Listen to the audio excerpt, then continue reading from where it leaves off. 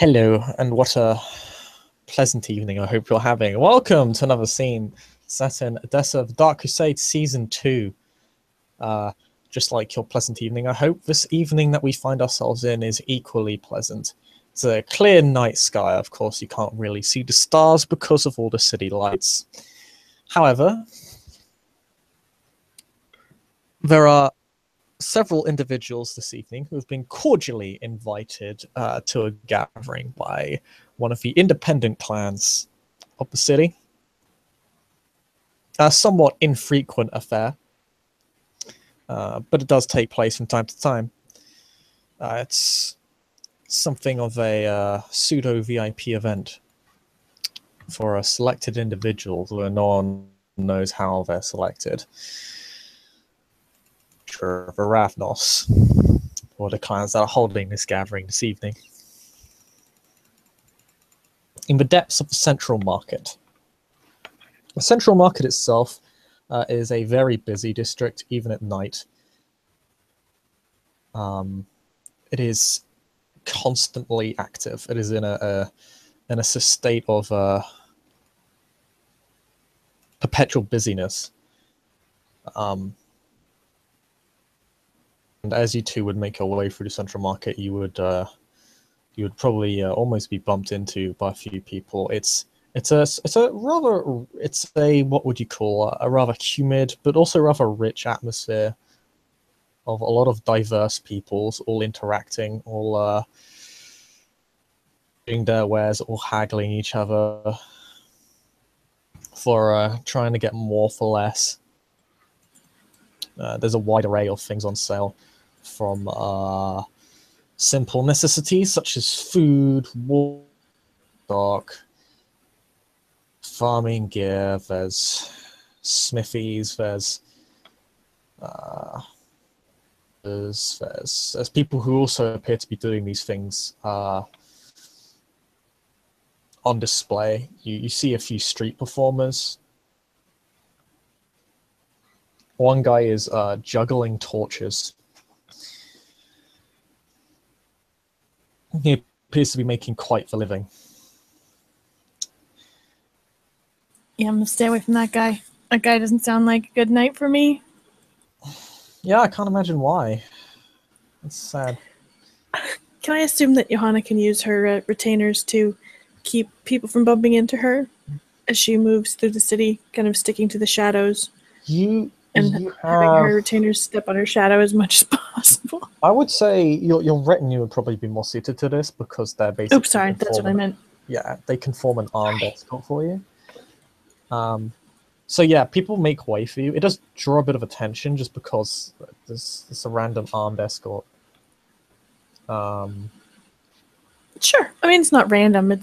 She's a pious lady of the church. Yeah. As long as nobody notices her shadow, she doesn't mind people noticing that she's got dudes. Oh yeah, no, that's what's drawing your attention. Your shadow is an absolute mess today. Oh wait, that's what's drawing her attention? The attention? In addition to the escort, your shadow is also not helping things. People just... fortunately, there's just a lot going on, so people don't think on it too much. And the people who do deign to kind of give you that awkward stare of, oh my god, an own shadow is acting crazy, that is clearly Satan, have more important things to be doing. Because they are here for business or simple leisure. There's a lot of more fun, more leisurely activities available in the Central Market as well. There's plenty of eating and drinking areas. People just selling cooked food and alcohol, drink, street artists, street performers, that sort of thing. And you walk down a particularly notable roadway. It's known as Cinder Street, named as such due to the very rich combination of fragrances. There's a lot of what do you say? A lot of people sell incense down here, perfumes. Oh, neat. high-end hygienic wear Oils. for the upper class. Yeah, oils. Mm-hmm. A lot of that down here.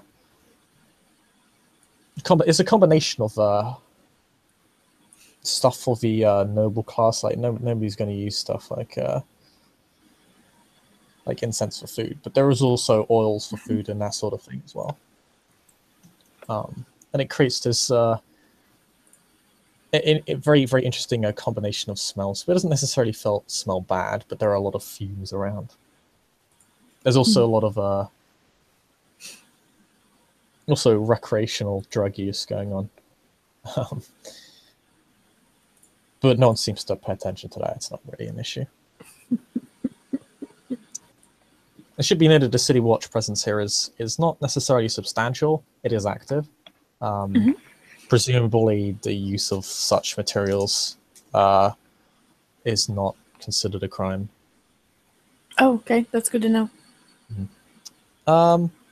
However, as you make your way past Cinder Street and down into one of the small walkways,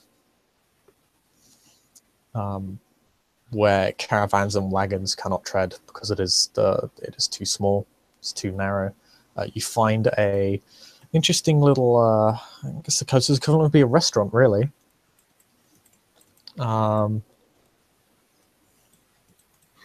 Tucked away. It's kind of like its own little secret area. You know, like those pockets of town that few people go to that have those little shops of kind of niche stuff? And then it's almost like a little hideout of yours because nobody goes there but you do, and like a few other people. And it's all out of the way and kind of hidden. And this is that kind of place. Actually has a very interesting looking lantern. You haven't seen this sort of style lantern before. Who does? Both you and Madeline. You can, I assume you arrive at similar times. Were we sent? You said she has a lantern? Who has a weird lantern? No, the lantern over the shop that kind of lights. Got it. Over the shop. And is this the place that we know we're going, or is this kind of? Yeah. You remember this is where you're supposed to go. Okay. It's very like cozy little area. There's less noise here. It's kind of a faint echo, emanating from behind you. And there's not really anyone else here. A couple people walk past you, but they certainly don't look suspicious. It's not like they're pickpockets or anything. It's not like some creepy alleyway. It's actually something of a walkway, but it's quite quiet and small and pretty comfortable and cozy and well lit. And the lantern has this sort of kind of comforting warm glow. Good evening, Madeline. Good evening. I hope you're all well this fine evening. Quite. And yourself? Well, recent developments things have calmed down on my end, I must say. So I am quite relaxed and quite comfortable. I'm delighted to hear that. So, you're invited here as well. Would you have something to eat with me, or? Oh no, I've already fed this evening, thank you. To my understanding, this was a restaurant, kind of, right? Oh, you're right. So, yes. Madeline will sit down and just point at a table and just.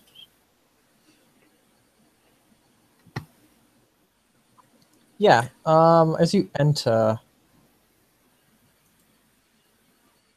it's quite quiet. It appears to be a fairly regular drinking and too much out of the ordinary. You are escorted to the first floor. It's a building of two floors, and you are escorted upstairs.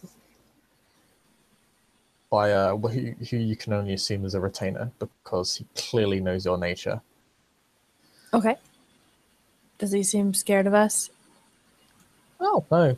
Very different, very respectful. He's actually a very amiable host. He's lovely and polite, and is all, good evening, my ladies. How may I help you this evening? I see.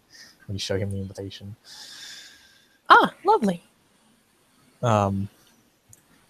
He's super friendly. I love super friendly people. He appears somewhat foreign. His accent is quite foreign. He can speak the language fluently, but he's clearly not from the area.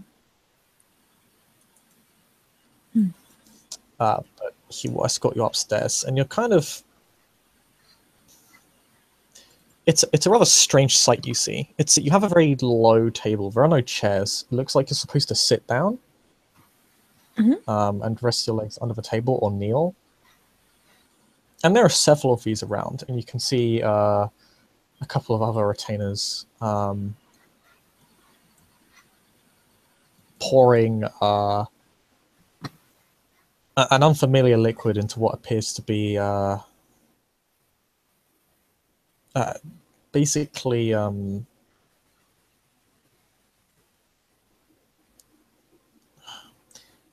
clay mugs. I say clay.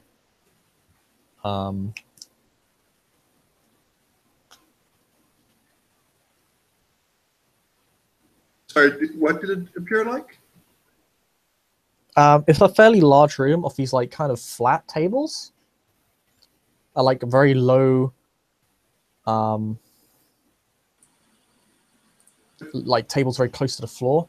The table legs themselves are very short, so it looks like you're expected to sit down and kneel. There is actually what appears to be like small you to kneel on or rest on. Oh, good. Sorry, you said small cushions? Yeah, and basically you see people like basically you effectively see china mugs, and people, some familiar Cainites asking for this liquid and drinking it. It should be noted, it is not blood, and there are Cainites here who are drinking this. In fact, everyone is. Everyone is. That's very interesting. Everyone is. Everyone is. There's a few notable people here. I'll just show you them right now. You see, for one, this person. You know him as Nirav. You've both met him before. See these two people. You know them as the two musicians who very often play at Elysium.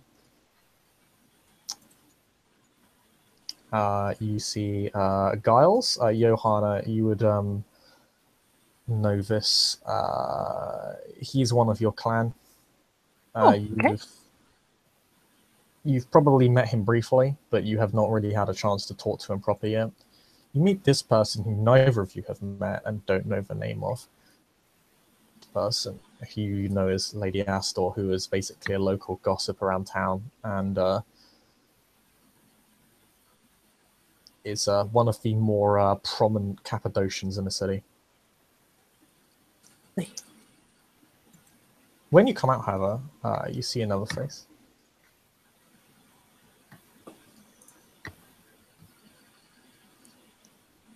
Again, extremely foreign-looking woman who is very much in an unfamiliar style of gown, Johanna. You haven't seen this before.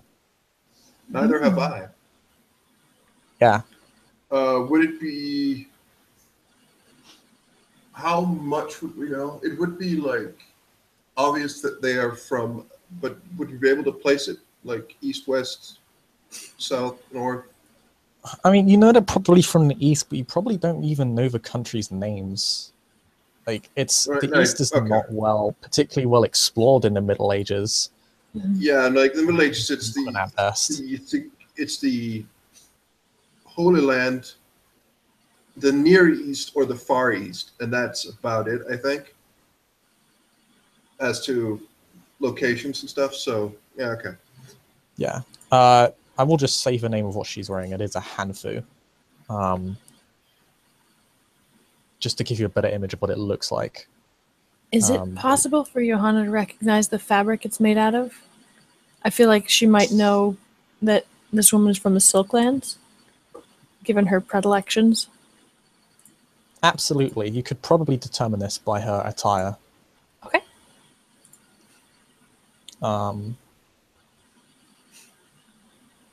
You definitely know that she's from the Silklands, but you're not sure where from. Sure. Because it's a vast expanse. Asia Absolutely. is huge.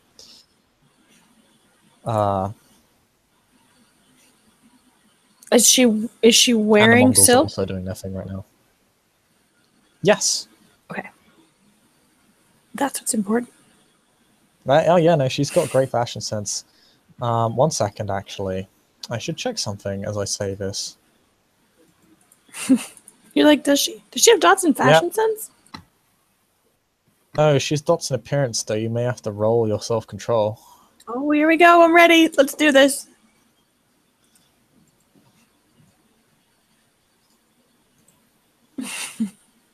Oh, hey, I'm not in that. It's dice roll 1. Thank you. Shame. I know. Oh, I am in there. There it is. It's open.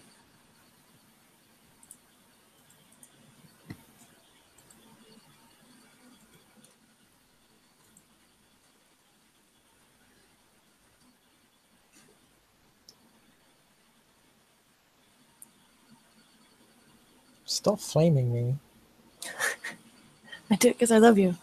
What's her appearance?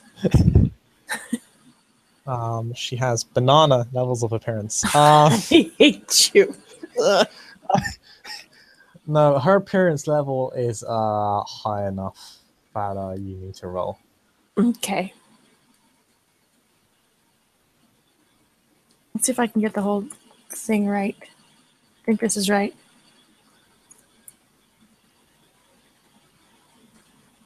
I did it right. I'm amazing. All right. Yeah, no. She is stunning, but you're able to control yourself. Perhaps it's just the fact that she is just not someone you've seen before. Not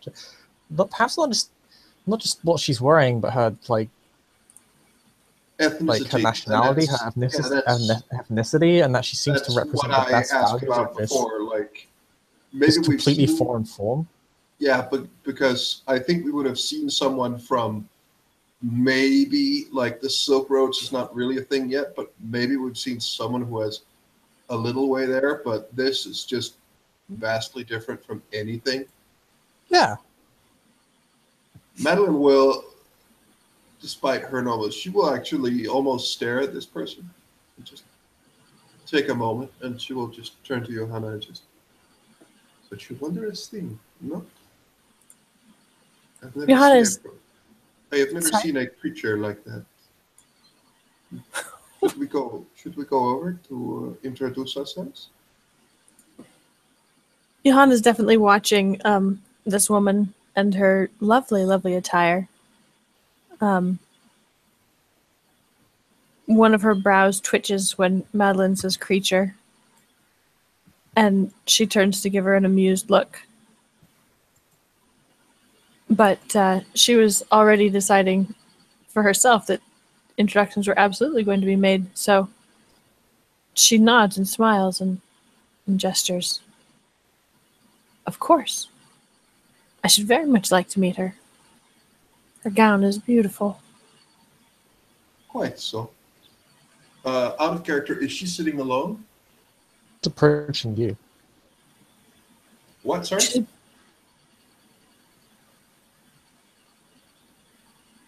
Pardon? Is she sitting alone?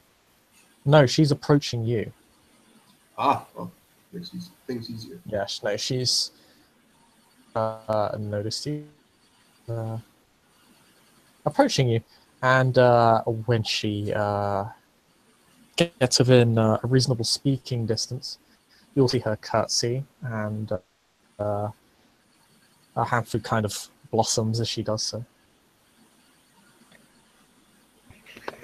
Johanna returns the curtsy, pleased that we are behaving like civilized people, noble people. She offers her a smile, and her curtsy will be respectfully deep. Likewise, Madeline will also curtsy, and she will just say, "Good evening. Might might I have your name?"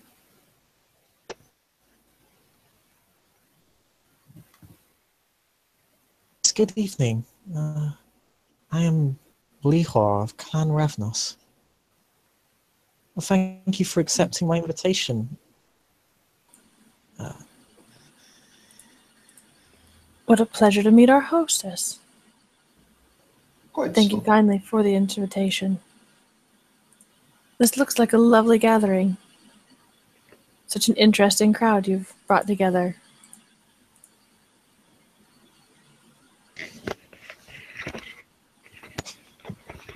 Thank you. I had heard of two newcomers and thought this would be a wonderful opportunity for everyone to get to know each other better. Quite so. It is always a good thing to be invited to social events, but I must say it is a rare thing to have the honor being invited by someone as, pardon if my saying so might be seen as offensive, but exotic as you.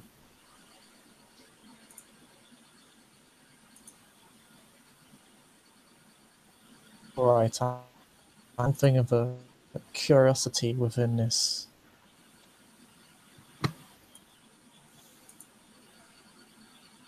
Sorry, you kind of cut out. What did you say? What did she respond? She said it's quite alright. I'm aware I happen to be something of a curiosity within this country. You must, by your clothing and your quite striking appearance, you must have traveled quite some way to get here.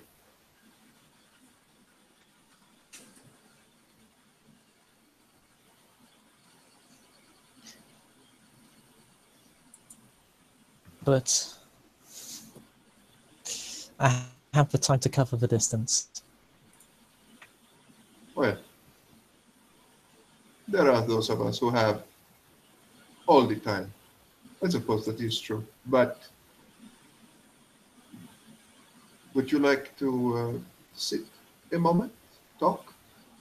Of course. Would you like some tea? You have no idea what tea is. Um, pardon, pardon. What is this?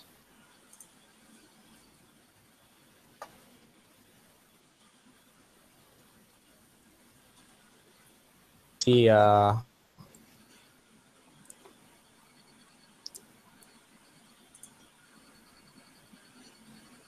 Lihua kind of teapots, pour out a tea for you. Called mystical substance. Out of character, I'm sure Johanna would know what she can drink and what she can't, but I don't know. Can she probably drink this, or is that probably not going to go over well with her digestive system or lack thereof? Deceptive eating. No.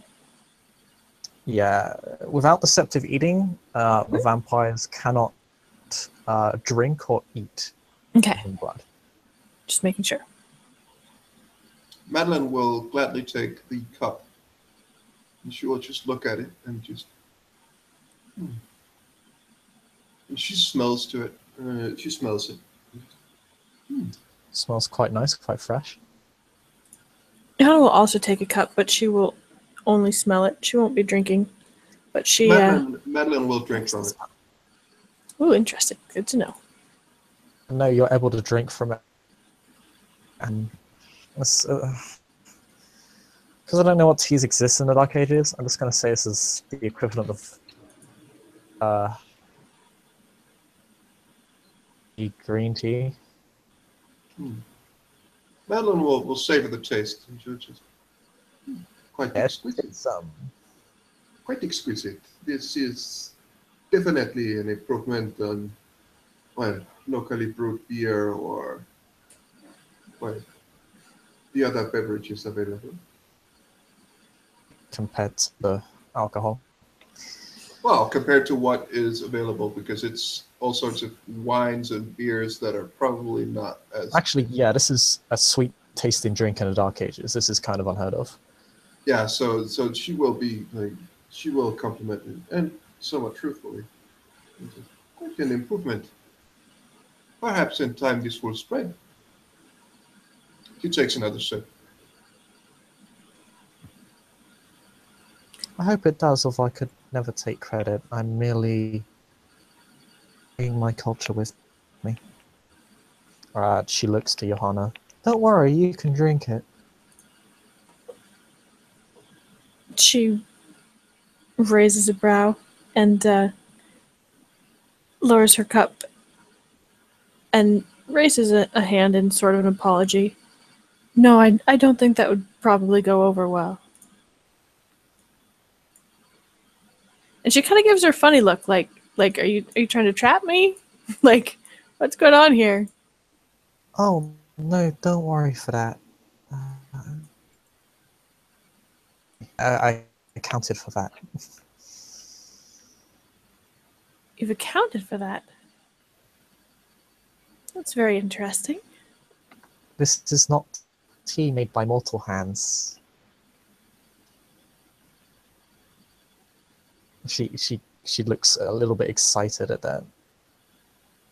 Johanna's also excited. No idea what's going on, but this sounds like fun. We're about to do fun shit.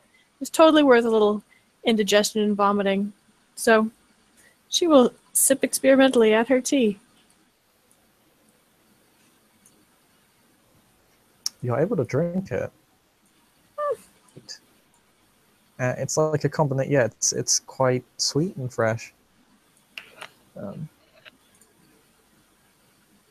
Very warm.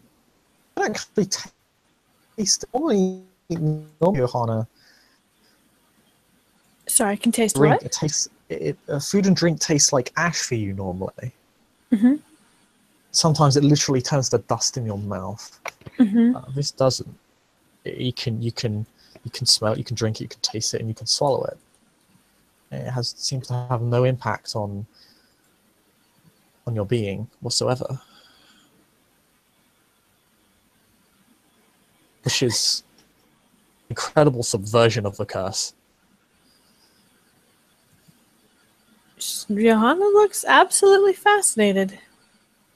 She sips at the tea, continues sipping, and watching this person very, very interestedly. It's been many years. Many, many years. Many people come here. It's a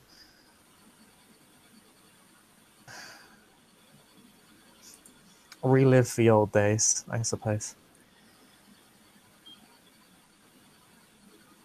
How very intriguing. Yes, I can imagine why it would be so popular. I think it helps people to stay in touch.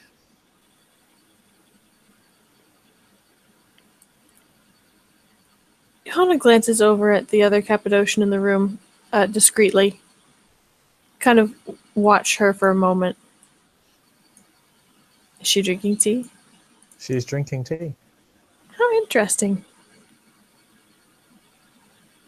She seems to pour it out of the teapot. And you notice there doesn't seem to be any... When you lift yours up to perhaps have another drink, you seem to notice the weight of it has not changed too much.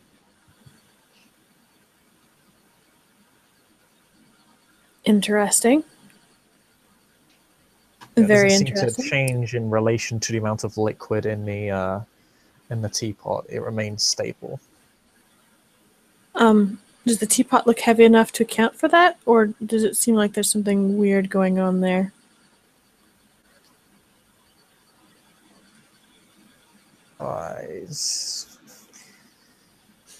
Actually, I think this would be a good place for you to roll perception awareness. Okay. Can we both do that? Johanna's the one currently with the teapot in her hands. So I'll say it'll be only her for the moment.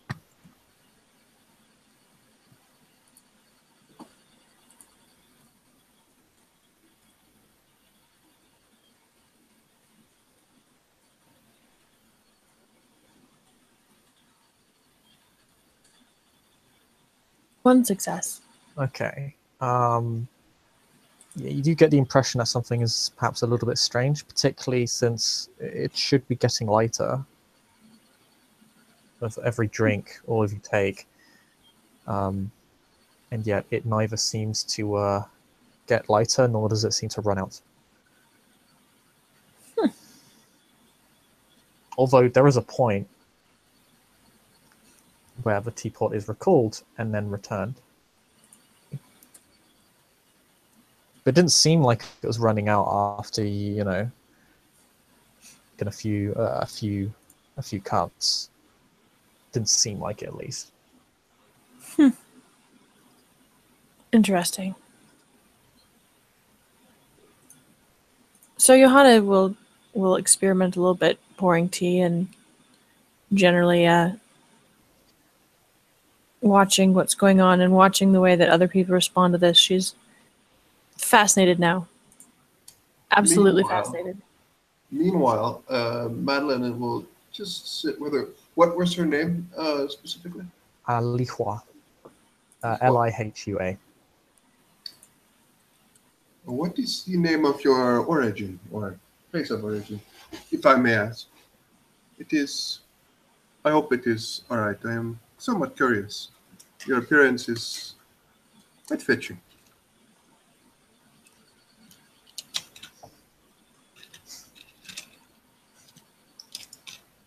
Oh, why, thank you. It's very hard to acquire these over here. I come from far to the east, although I would dare suggest you remain away from there. I'm afraid the Wang Kuei hold much power over that region. Wang Kuei? Where?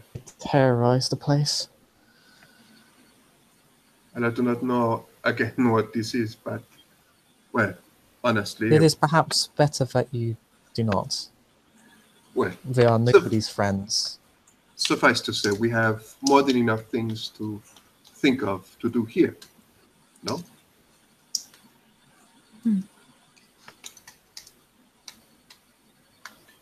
Have you been in this city long? I've been in this city. Yes, I came here when my sire brought me here. How long ago was that? She thinks back. It's been a few decades now. I've had a chance to settle down and I guess form a little community within a community. She just kind of looks out to all the people drinking tea and just engaged in quiet chatter.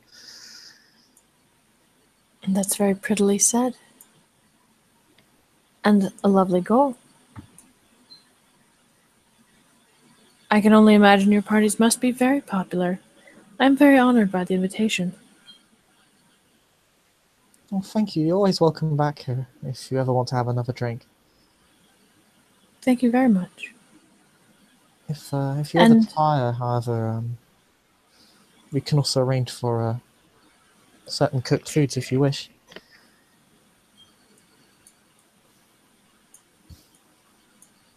Oh. What an astonishing offer.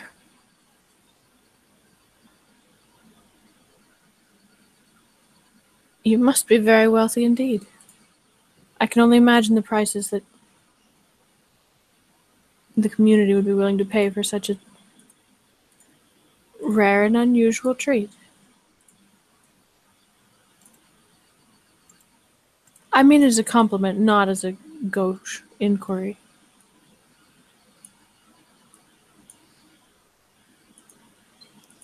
I prefer to think is the services I provide is payment enough. How do you mean? I've heard holy men speak so.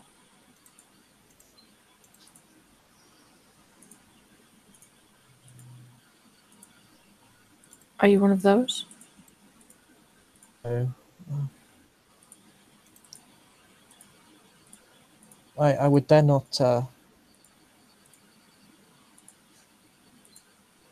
attempt to offend the faith of yourself or those around me, but I'm very unaccustomed to it.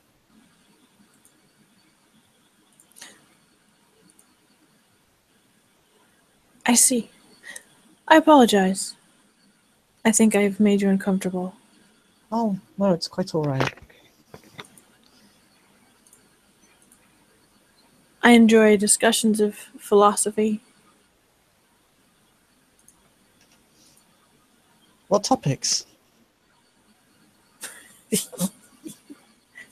She just immediately jumps on it. Nearly all of them. Is there something in particular that catches your fancy? Again, I don't wish to make you uncomfortable. It would be incredibly ungracious of me to do so.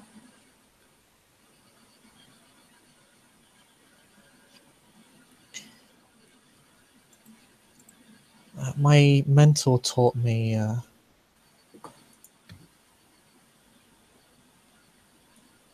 philosophy from a rather abstract theological perspective. I'm intrigued. Which theology?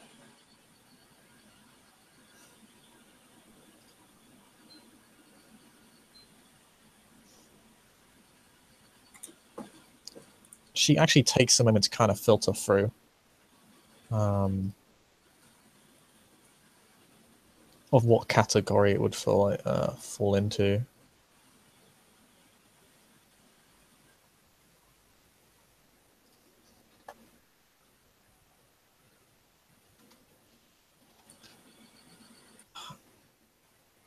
I'm not sure you would have heard of it, although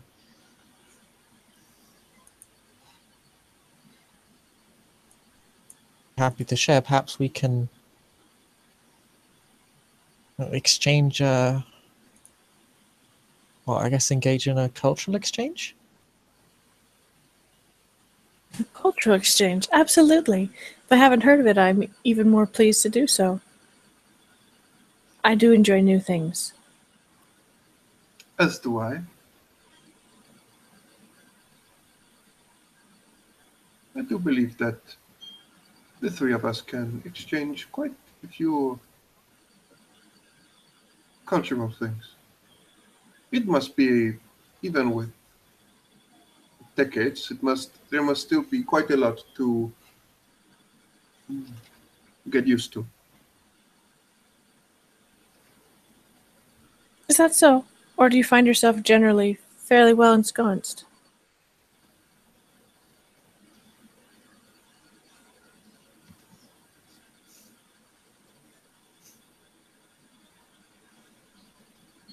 Sorry, what was that in? Because that was a follow-up to what Pete said, but I missed half of that statement.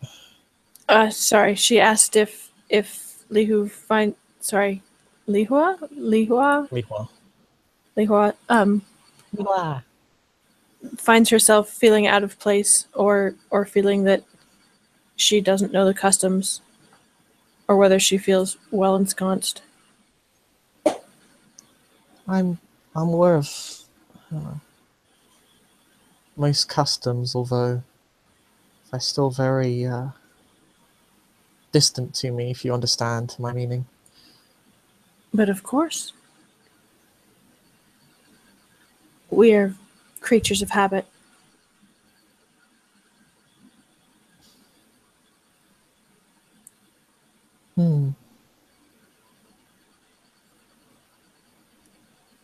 She just seems to ponder on that, but her response is perhaps one of disagreement.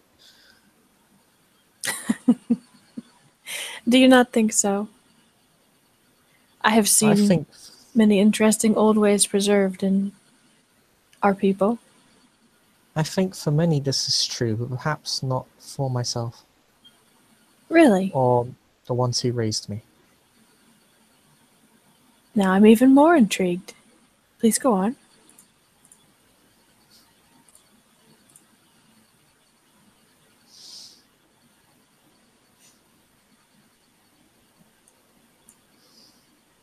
The Ravnos, my clan, present themselves as creatures of change, and I would like to think that I've also taken on this mantle.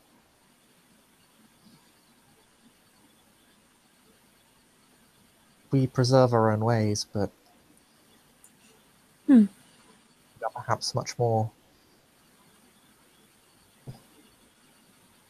in our thinking than many other clans might be.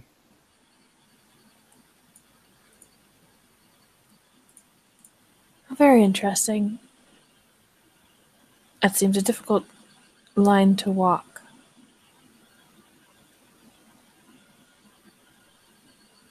Your tea. Did you call it tea? Tea. Sorry? What'd you say? She called it tea, sorry. Okay. Your tea, is its power in the kettle or in the liquid itself?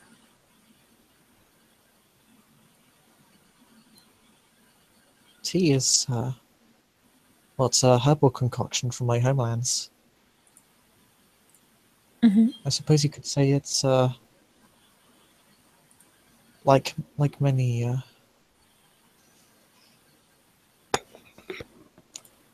like many foods and beverages, it lies in a combination of the ingredients and the preparation. Not heat it properly.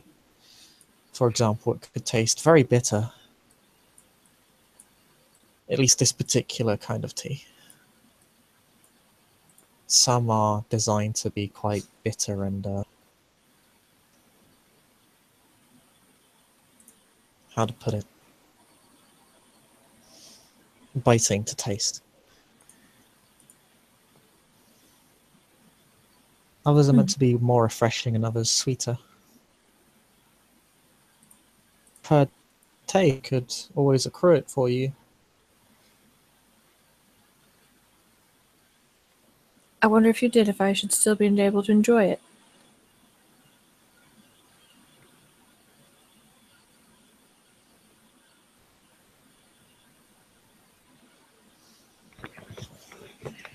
If there is anything I am confident in, it's my capability to brew something that you would enjoy.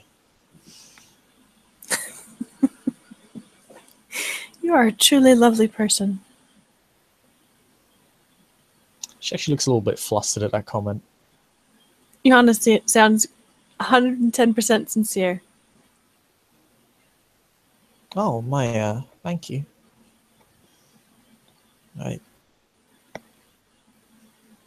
You've been most courteous as well.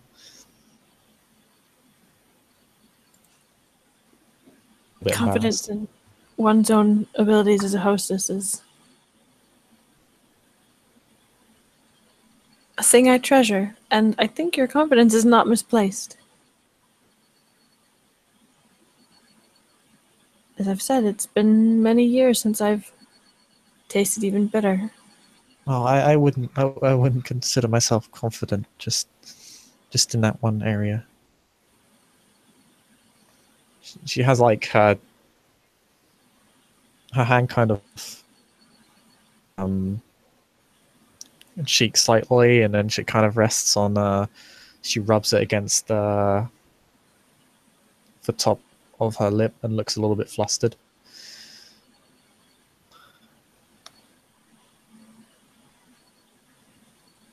She's kind of like a little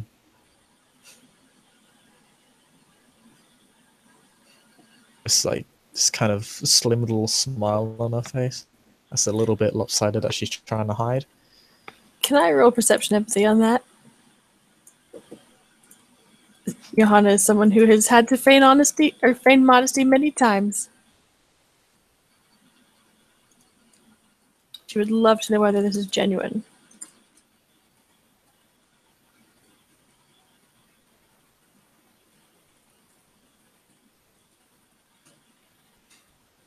Okay. You rolled a. Do you have a specialty in empathy at all? Nope. It does appear to be quite genuine. She does appear to be genuinely modest and not thinks particularly highly of herself. Interesting. She does Okay. appear quite embarrassed, but also seems very appreciative of your comments. She just doesn't really know how to handle them. Mm-hmm. Madeline just looks at the two and just looks to Joanna and just... I have not known Joanna here for too long, but I myself must say that she is very, very lovely company. And she seems to be showing you quite obviously why she is so lovely company.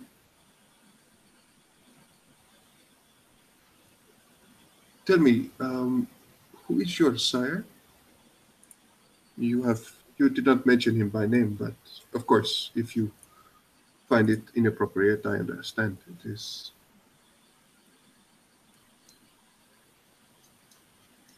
Oh, my sire is actually it's she's smart.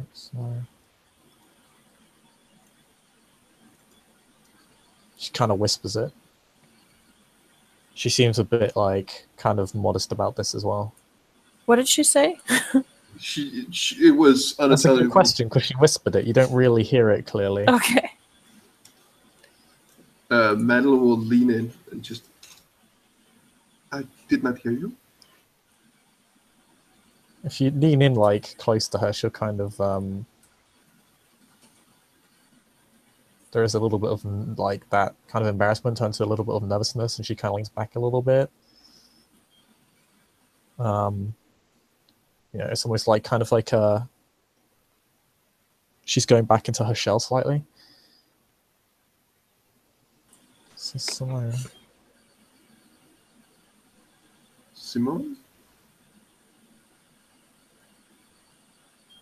There's nothing to be nervous about.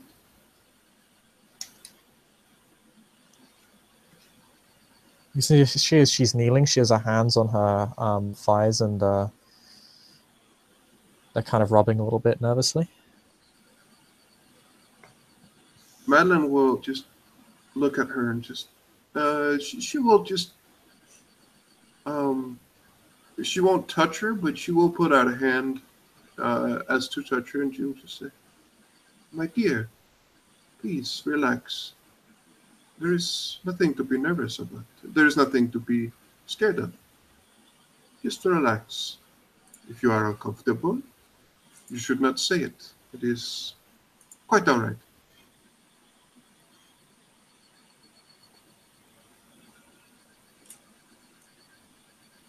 Can I perception empathy that too? Yep. My statement? No. Or the reaction from her, because I want to be in that. Lihua's reaction to her sire, yeah. Only 2 successes. Madeline, good job. Okay, Madeline gets... So, okay. Both of you get this. She's clearly uncomfortable with her sire being brought up. Perhaps you think... Obviously, you're aware as Cainites that people tend to make assumptions of people when they're from a certain person. As when they've been embraced from a certain person. Lineage matters. Every clan, even the ones that pretend it doesn't. Madeleine, you get that it's not necessarily... She's embarrassed and like flustered, but not in the sense that, oh, you'll think poorly of me sort of thing. Like, it's not like it's not one of like... It's not like Madeline's case where it's... She doesn't feel... Yeah, it's more like she doesn't... It feels more like she's come across as she doesn't she feels very pressured rather than very very scared.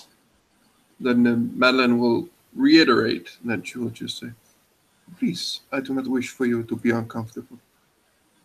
We can speak of Joanna or me. Maybe you can ask of an embarrassing story of one of us." And she smiles to her. Would you? She kind of rubs. She takes a hand and kind of rubs her arm slightly. It's clearly a nervous motion.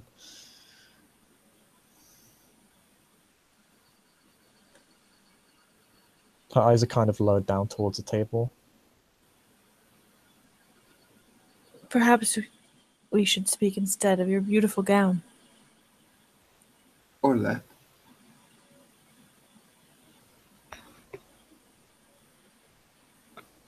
She smiles nervously. They call it a hanfu where I come from. The design looks perfectly tailored to make the best use of the fabric itself. You are from the Silklands, then?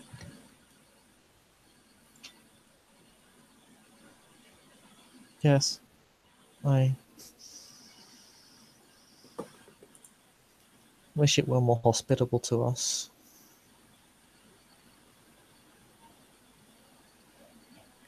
I tremble to hear those words. It's a beautiful place, but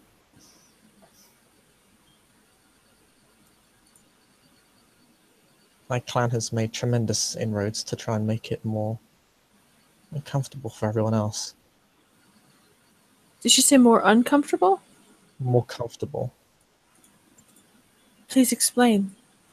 I admit, I am someone who has a great love of fabrics, and someday I should love very much to go to a place where such things are common. I was not actually embraced within my homelands. I was an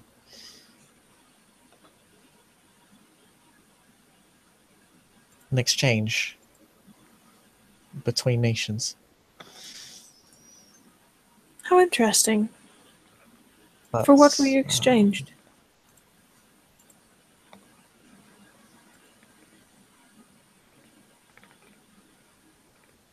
I was a diplomat's daughter.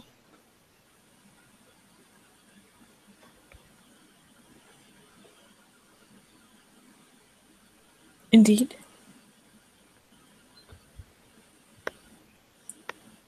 And your fate changed in the interests of peace? Or alliance? Or power?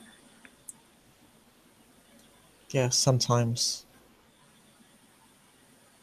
noble children would be exchanged. You may speak plainly. I was also born to power. I understand how these things work.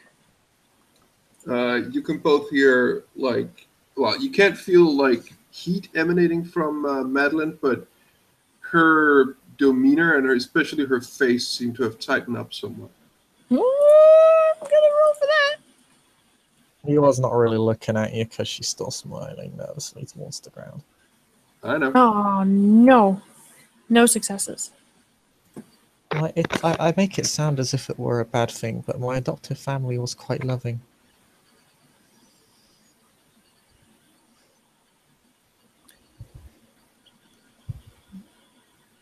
No, I would not have thought it was a bad thing. For whatever purpose, my sire took an interest in me and saw in me potential. So ultimately, one day my fate changed and I gained a new one. That is a very good, quite a good end to the story, I suppose. But she looks over to Joanna and just, well, I suppose some quite regrettable things happen as soon as mortals are involved. How do you mean, Madeline? I suspect we are about to speak of philosophy. Or And her slavery. smile is almost impish. Or slavery. You were sold as a diplomat's daughter to facilitate a trade. I find this quite problematic, but again, we should not talk of such things. We should talk of more, well, more warm and conversation-friendly topics. It warms me greatly to know that you have been shown a new purpose.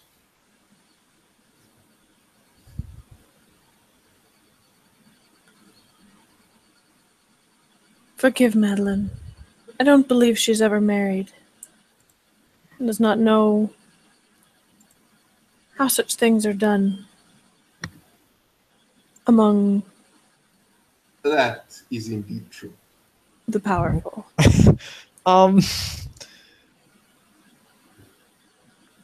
That earns a slight giggle from Lihua as you kind of just throw Madeline under the bus a little bit.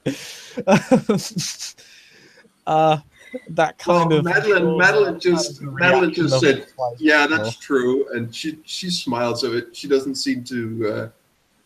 It does actually. It seems to either amuse or make Madeline more comfortable. So take that for what it's worth. But Oh my, you are more fortunate than I then.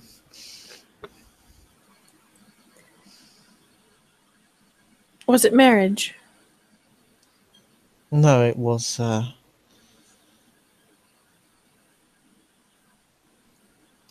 children were trained. I was traded at quite a young age. I see. As a servant and It entertainer? was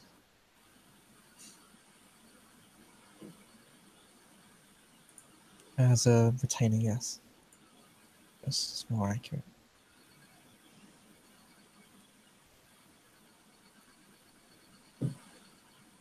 She nods. A fosterage of sort, then. Yes. I effectively traded one family for another, and so did that family's daughter. Although I never had the opportunity to truly get to know her. Such things are common where I'm from as well. She glances at Madeline apologetically now. The trading of children is a wonderful way to secure important alliances with the heart and not just the pen or the stamp. Yes? I suppose it is. It saved many lives that would have been lost. Well, that is true. No one asked you, and I would not say, well, I suppose it is better than war, but it is not built on anything true or honest. It is essentially, if you attack, you kill one of your own. If we attack you, we kill one of our own. I do not see it as a truthful or good foundation for anything, but I suppose the both of you are true. If it stops a war, it has its uses. I understand. It is an ugly thing, especially from the outside. Although I would posit this, that if one simple girl's freedom must be exchanged for those of many more, then I would deem that just. Madeline looks at her. Is she still looking downward? No, she actually seems to look up at you. She seems quite intent on defending her position. Madeline just looks at her. You truly believe this, no?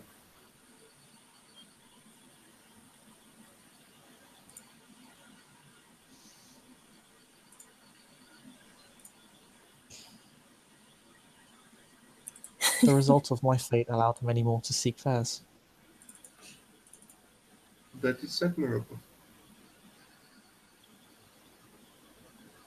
Madeline But just now my fate has changed. Madeline just looks at her and smiles and just nods very lightly. It's just admirable. Well, I hope that we can all exchange things that would lessen the burden of our travels, of our new paths. Hmm.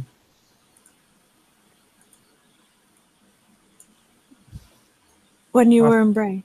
Oh, sorry. Go ahead. What was she going to say? I was just gonna bring up the notion of pass and just. Yes, speaking of pass, I have travelled quite the distance to come here.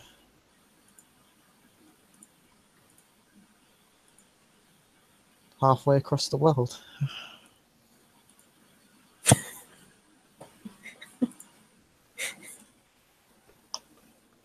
Halfway across the world. Quite impressive. I hope that the travel was eventful, teaching.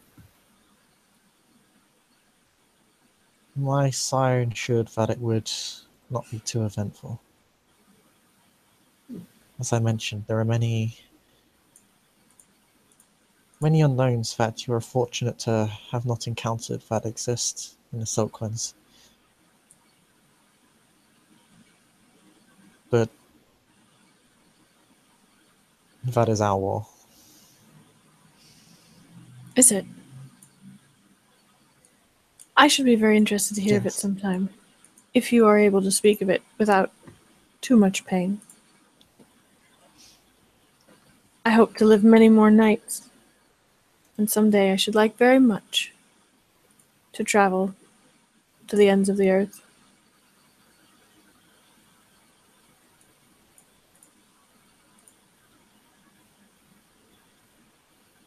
With my age has come knowledge of safe passage through the region, to an extent. Perhaps one day, if you'd be willing to, if you were particularly feeling particularly adventurous, my homeland's a visit. I should like that very much. We shall have to keep in touch. I think you'll find it to be quite unique. There are few princes in the Silklands.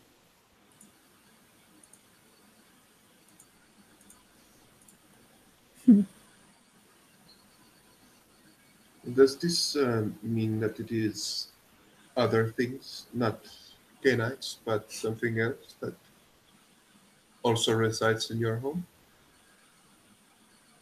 That is, unfortunately, the nature of our war. It is why many Ravnos simply do not concern themselves with Cainite affairs. Huh. Have more important enemies than ourselves. More interesting. important fates to pursue. Even those who I've heard within Europe. Well, They prefer to view the threads of their own destiny rather than others.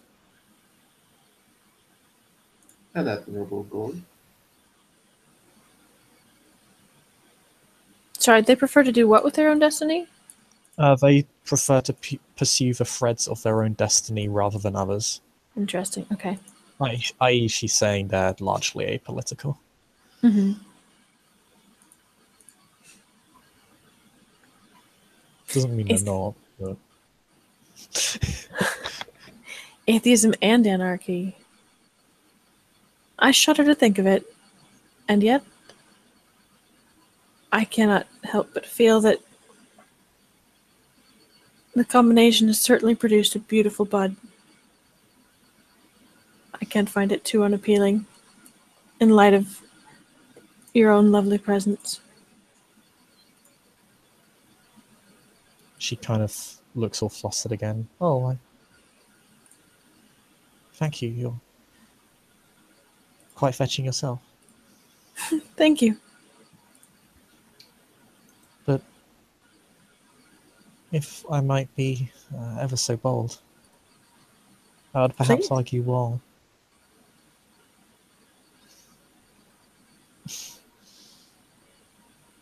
the result of while the change that resulted in this might appear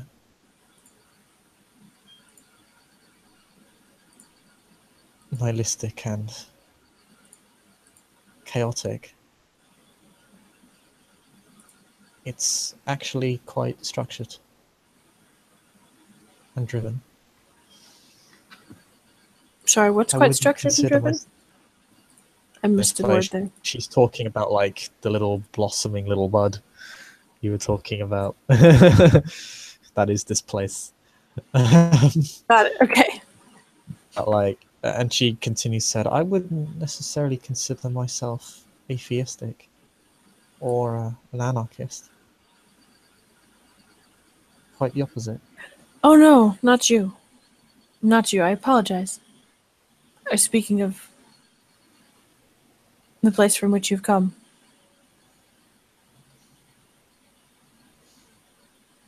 As you've described it, with no princes to rule. Yes, a few gods there. Apart from the homelands of my own clan. On the farthest end of the Silklands. There you will find a great deal of theism.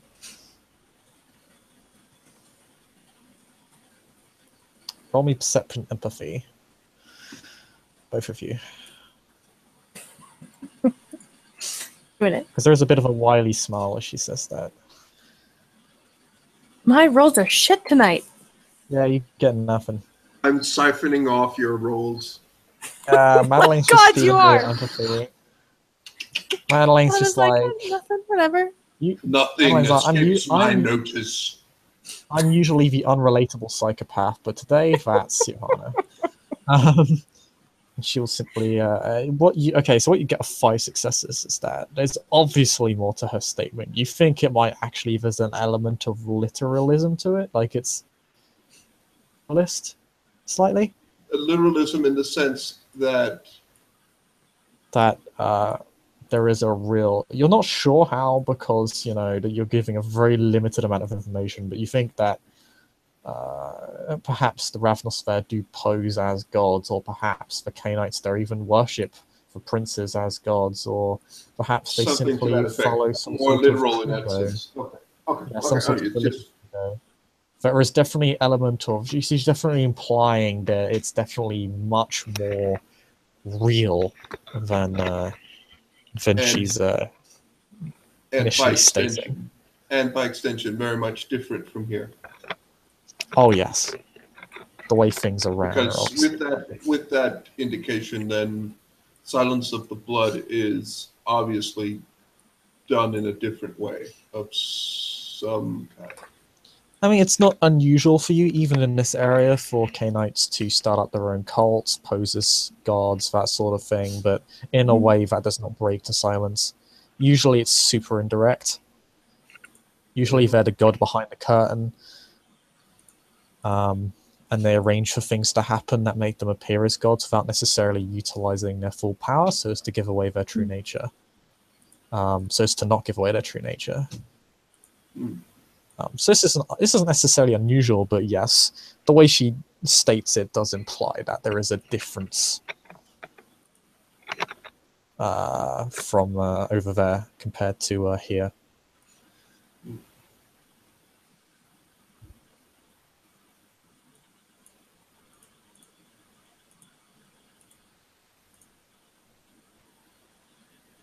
So what is it that you seek in the city? What have you come so far to taste? I have come to seek my place. Your place? Hmm. How do you mean? An inheritance? For the longest time, my place was as a servant at the hands of an adoptive family, but then that life ended and I was born anew. Yes.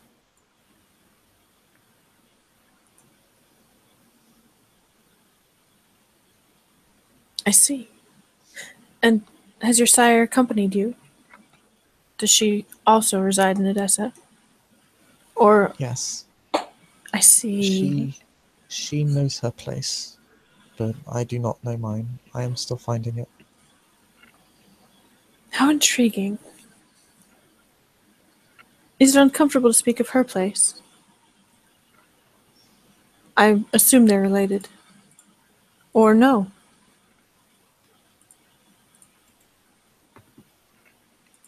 I could not speak of it even if I wanted to. She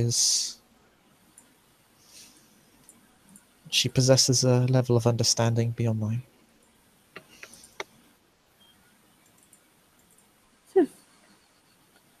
An interesting turn of phrase, to be sure.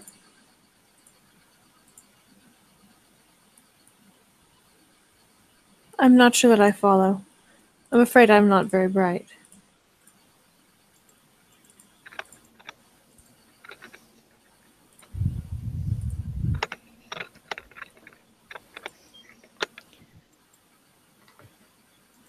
Everyone has a place in the world. It's just a matter of finding out where they fit. Do you seek a place near hers? Or are these places separate? Unique?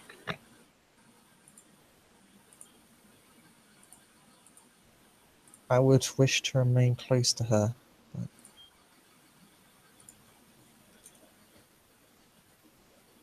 We all I do. must find where I am to be fitted. Or where I I'm to be... must fit myself. I see. I got 4 successes Perhaps on the it is... perception empathy on that. She speaks of it quite reverently. Okay. Of her Just sire? to not just of her sire, but of almost pseudo, almost like it's almost like it's kind of sort of spiritual. It comes across as very spiritual, actually.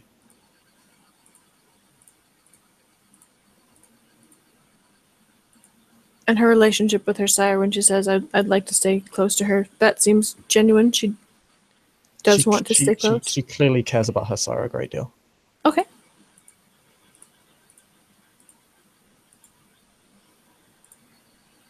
Perhaps it's best described as a puzzle. Everyone is a piece that fits. Sometimes you might have to make yourself fit. That sounds painful. It really comes without trial. It never People like to does. stay the same. It never does. And honestly, if you have challenges, you should accept them, embrace them as much as you can. Those lessons are the best and the most whole for us all. Yes, although I do wish it was more peaceful at times. That is not how a puzzle works. She kind of smirks at both of them, amused. If you are piecing together a puzzle, and you must change the shape of a piece to make it fit, you're likely changing the picture. No? Precisely. sometimes the result is not what you expect. Usually it is for the best. I am a woman who enjoys hubris. I think we shall get along very well. She looks a bit embarrassed when you like relate with the word hubris. She's like, "Oh, I'm not confident. I don't have hubris. I'm not confident. What are you talking about?" No. She's all embarrassed. She like waves her hand slightly. Her fingers.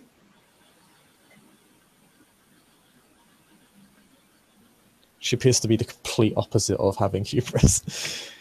Well, sorry, Johanna is saying that to say that you know better than the creator of the puzzle, to rearrange the puzzle and the picture is Oh yeah.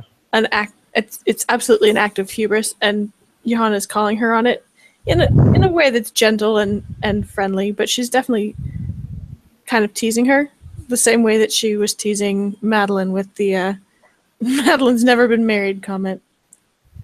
She kind of looks affectionately at you, kind of smiles and chuckles slightly.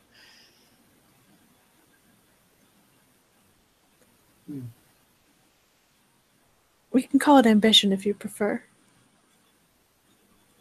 There is honesty and a drive that I respect quite deeply in someone who puts her mind to finding her place. I simply wish to make the best picture that I can. You see, we should be excellent friends. What else should we strive for in this world?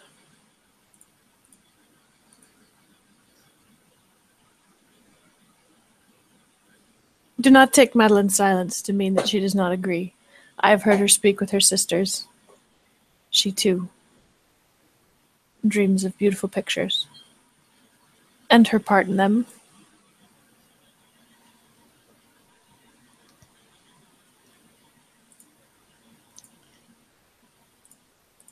It's a difficult question to answer, because there is a great deal to strive for.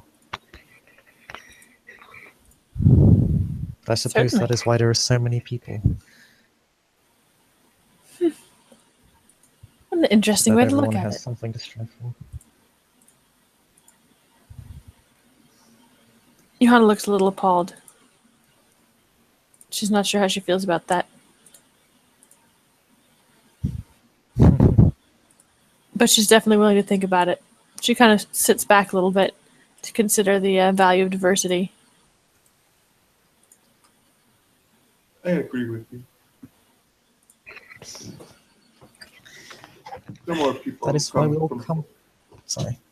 The more people who come from far away and have maybe not unique, but very, very, very different opinions, the more our minds are challenged to change. And everyone should welcome such things.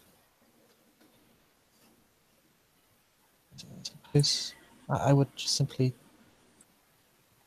if I may, she seems a little bit timid.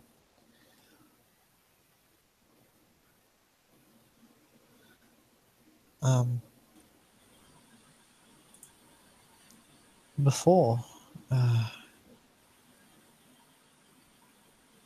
I merely to state that is why I thought everyone comes together so that they'll have something to give.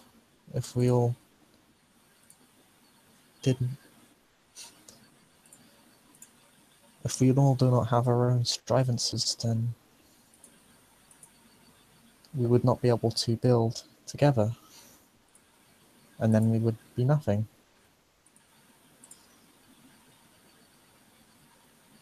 Oh, that's very prettily said. I find myself agreeing with you. She has that modest look again. Should be noted throughout this that she does have a slight, it is quite slight, but there is like a sort of reddish, let's flash there. It's ever so slight.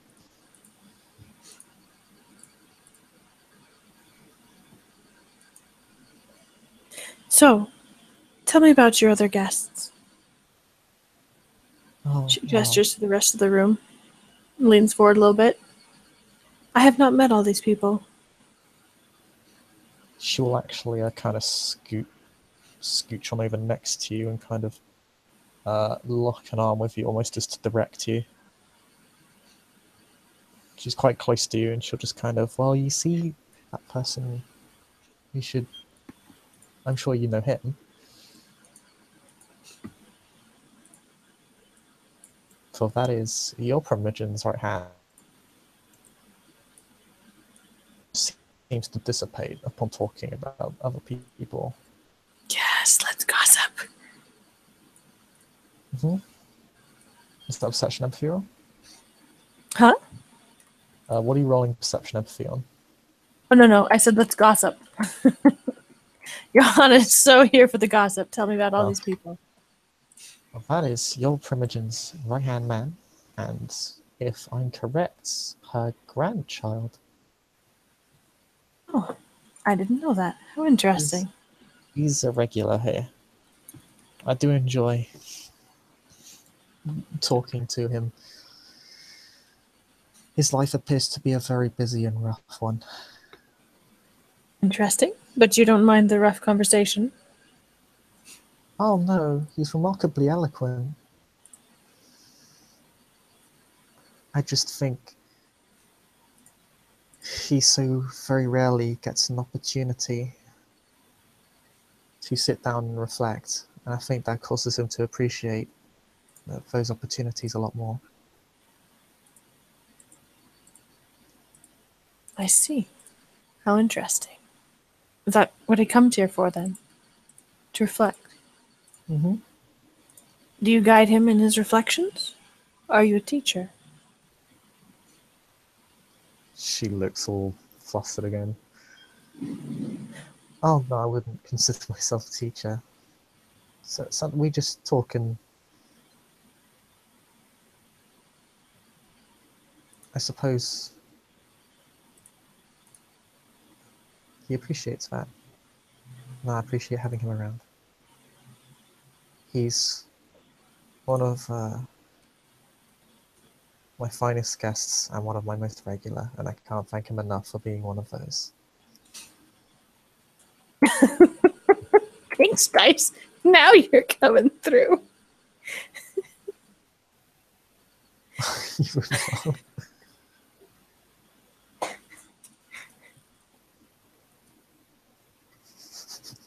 I like how that's like... So I have 5 successes. How does she really feel? She's close friend. Okay. She definitely speaks quite affectionately of him. Mm-hmm. I think it'd be difficult to say. I mean, she's obviously not head over heels for him if she were to have a crush on him. Mm-hmm. Okay. But they're definitely close friends, at the very least. Okay. Then you have... that is Osam. I'm sure you saw him at Elysium. Indeed. He's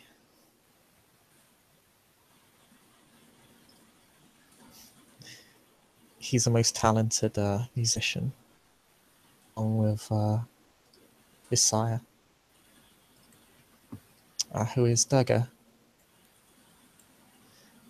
She's one of my clan.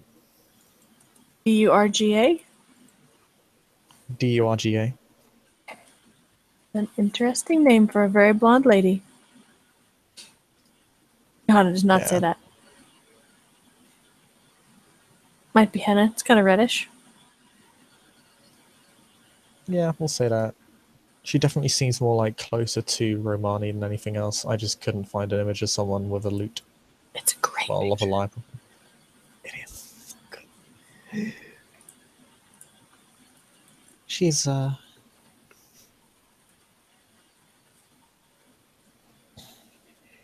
would say one of those of our clan. Grounded. She makes effort to make many ties with the people. Although it is, I could not presume her reasoning. But she seems to consider a smaller picture often than for my sire. Not that this is wrong. It is simply her own path that she needs to follow. We're certainly blessed that she does. Like me, she is still finding her place. I see. I do not believe her child has begun his journey yet.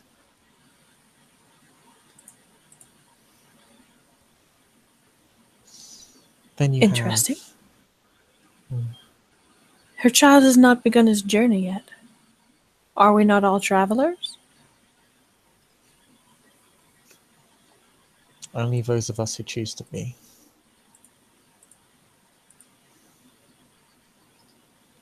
That certainly sounds like an interesting topic of conversation sometime. I'd absolutely love to discuss it further if you'd like. I would. But go on. I'm also interested in your guests. Well, speaking of travelers, it should be noted Nirav is kind of looking at you when you turn to look at him, and Nirav begins looking you. He lays towards Lihua with kind of this friendly, casual wave. Face is still veiled, and his eyes kind of turns to you, and you can't get the sense there's a sort of devilishness there, a sort of hiding beneath that veil. Something in the eyes. Something in his expression. You're not sure what it is. Is he also Ravnos? Yes. He's Sorry, that was me asking out of character because I know you know him to be a Ravnos when he introduced himself to you. That's so. I just have a brain made of pudding, so sorry. Yeah, no, he's a Ravnos, and you know him as well. Okay. Thank you. I heard he had quite a heated conversation with Gerard. Is that so? Recently? I'm pretty sure you were there for that. Madeline would just comment. Madeline would just shoot in with a comment. Well, truthfully, any conversation with Gerard is quite heated or intense, shall we say.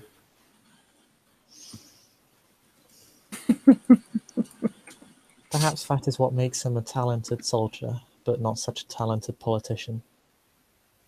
Indeed. Gerard? Or Nirav? Gerard. I know he's done much good recently. Although I fear his, from what I've heard, his temper may get the better of him in more peaceful environments. Interesting. Has he been known to frenzy? I have not heard of such a thing, though others might. I personally don't really concern myself with venture. They are perhaps not to my tastes. I understand. It is certainly a strong wine. She kind of looks down as if, like, this is perhaps the first time you've seen her be, like, really kind of, this kind of sort of dry look on her face. It's in, like, God, that's a fucking understatement. And you seem like a creature of more exquisite tastes. And she smiles at that and clasps her hands together and looks all sweet and cuddly. Aw.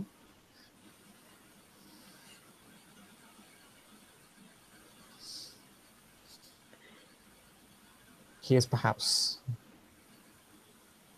found a place where I have not. Although I doubt I could follow him where he goes. Does she seem like she's talking about Gerard or Nirav? Nirav. Okay. I see. A place here, I hope. He seems a very intriguing man. That he is. He's a good friend of mine, and speaks to the merit of many coming together.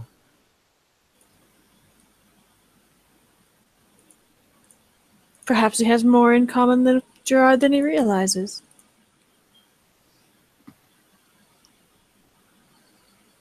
I find it often that those of similar outlooks tend to oppose each other, and those of opposite tastes often seem to attract. Oh, very well said. What an interesting thought. As regards politics, I shall certainly keep that in mind. Well, I suppose those with the same goals would be competitors, but I'm not sure Nirav would have the same goals as Gerard. Well, they I needn't think- necessarily be competitors. I suppose what I'm trying to say is perhaps because Nirav is so intriguing, he might be misunderstood by one as forthright as Gerard. Ah, I see. I see. I understand. More's the pity. Perhaps that is something that could be gently corrected by the right hand.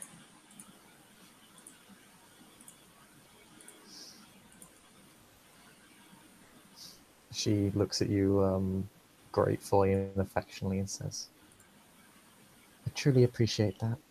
And she kind of almost, despite having a hand locked to you, kind of squeezes a little bit, and she bows to you.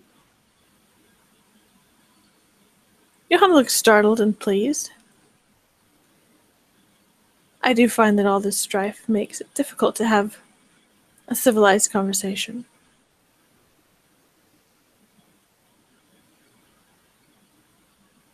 You've been remarkably understanding of me and my clan where so few are. I'd just like to say thank you for that. It is my pleasure. And you get a little tug and squeeze on your arm again. Madeline will just, at that point, just say, well, there are quite a few. I can understand if your clan in general may be a little apprehensive towards some people, seeming that mistrust for your clan is so wrongly put on you. But I know a few who see your clan as an interesting but dependable bunch of people. I have not had much dealing with your clan, but she will just gesture over to the man in the picture and just. He does seem to have. Well, he proved to have insight last time. That was quite interesting. An interesting conversation.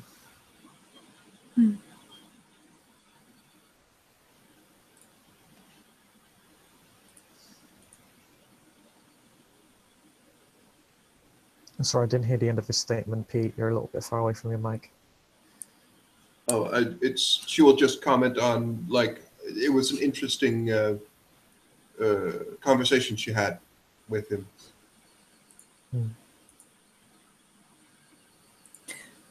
What are his goals, then? What is it he strives for? In public, I'm certainly not asking you to give away secrets of your clanmates. Oh. Even publicly. Only he could truly tell you what he strives for.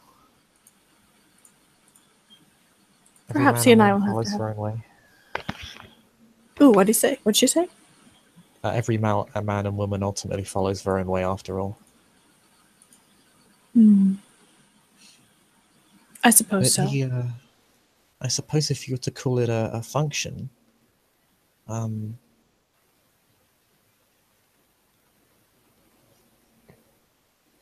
she thinks, I suppose he's a man of many functions.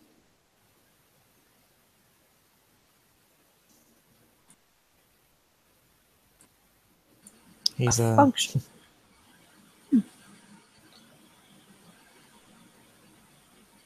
A great warrior, a wise teacher, and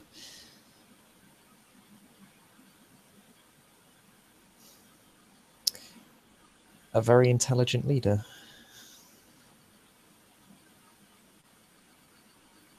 A leader of whom?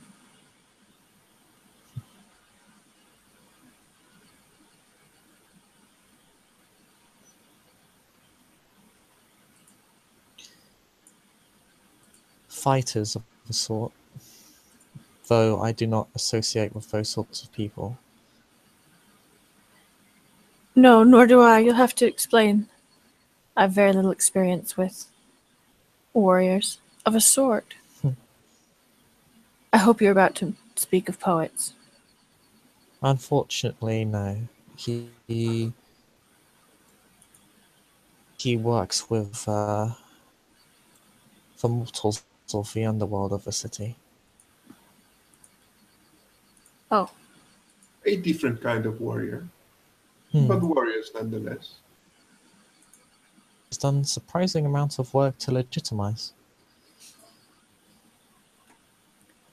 Sorry, what has he done? Surprising amounts of work to legitimize? Sorry, he's had a surprising amount of success in legitimizing. I think I missed a word. What is he legitimizing? Oh no, it was in relation to he's had what's being stated is he's had a surprising amount of success in legitimizing the gangs he works with. Oh, got it. Okay. Legitimizing them. I suppose that could only be for the best. In the long term, I hope. Like me, he works for a slower change. It just manifests in a different way. No less valuable.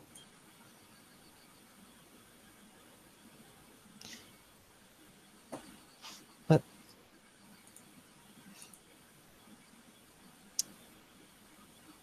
can you make me, and this is 4.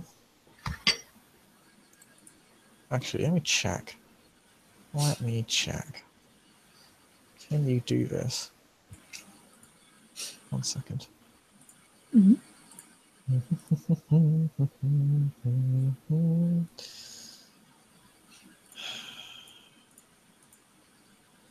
As I check your stats. Oh, I forgot to ask. What language is he speaking? Arabic? Who, Lihua? Yeah. Nirav isn't saying the word. Arabic, yes, but it has a kind of an unusual accent to it. Okay. Obviously from her homelands that she's taught about. Okay. I want you to make a perception awareness roll. Okay. Difficulty is 8. For Johanna. Damn it. What's wrong? I can't do it. Oh.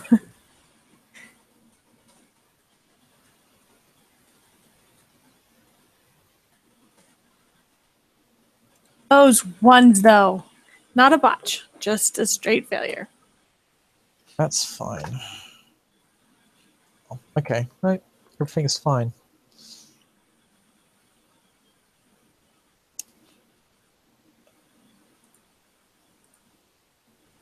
Everything is absolutely fine. What was happening before I got distracted by rolling? She was just about to Nothing, shift which the makes focus it. from. She was She's just just about to about to shift what? the focus into another person. Oh, got it. Okay. This is not a person that either of you have seen before. That is Statira. She's one of my newer guests. Can you spell that? 1 sec.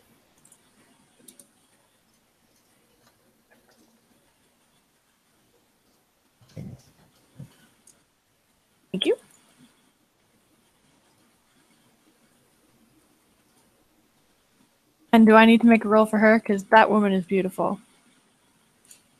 One sec.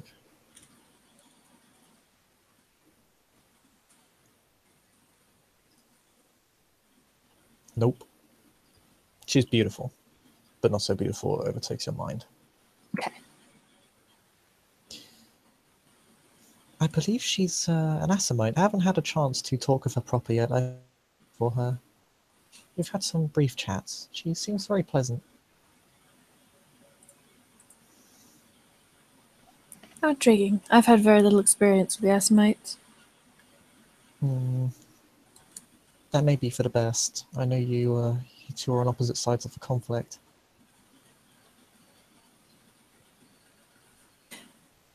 Essa is from what I understand, and she glances at Madeline with an unmistakable rhyme affection. I understand Edessa is a good place to reach across the aisle, so to speak. To use an absolutely modern and anachronistic metaphor for which I don't have a medieval equivalent, and I apologize. Reach across the core? Aisle. The Yeah, aisle. or I believe that this is neutral ground or something like that. This would be classed as my domain, yes. Well, the city as a whole is not the place for fighting this war. Anyone do so would be against the wishes of the prince, so I do not see that there would be any harm as long as you observe the normal rules. Be polite, do not insult people, and stay off the topic. I do not see any harm in it. I suppose this is a place to see what could have been and what can be. Indeed. Oh, yes. Yes, well said. That is indeed why I have enjoyed it so very much. Then perhaps this one time in this place she'd be more interested in engaging with you than she otherwise would be.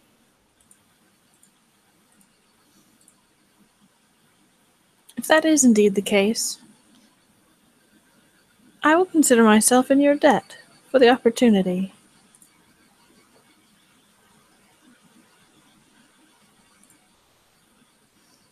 I could not have you owe me anything more than a trivial boon. I only perform a simple service for all. Well, then I shall have to think of something appropriately trivial with which to repay you. OC, you can always impose a higher boon on her. Can always what? Impose. Oh, by giving her something that is out of proportion to the, We could say, no, I insist it's a minor boon. Something like that. Oh. No. Give her something equivalent to that. Interesting. Okay. But no, Johanna's not going to say that. She's expressing her gratitude, not entering the wacky world of boons. Wounds? Fuck talking Yeah, you've today. already had enough of that.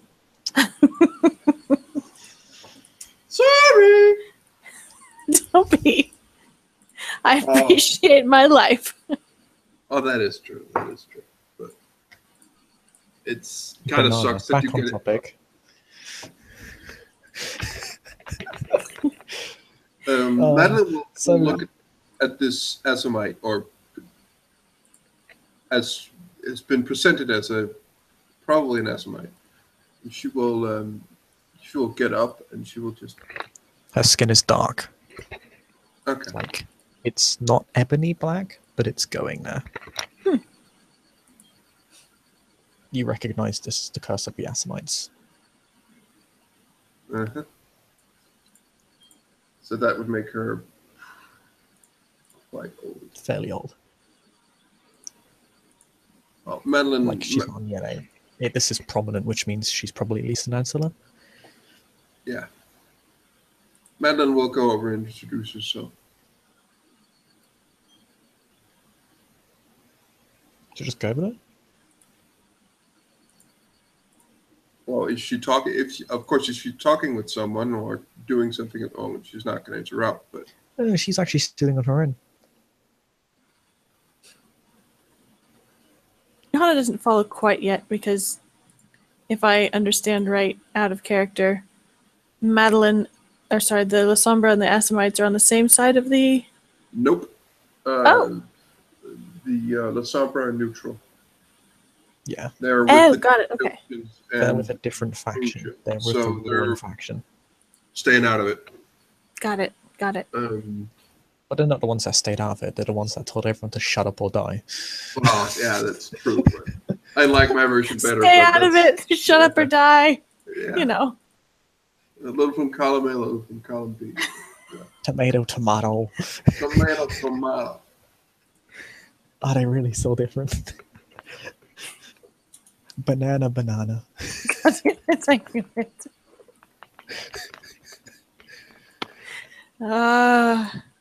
But Madeline will go over there and just politely curtsy and just, good evening.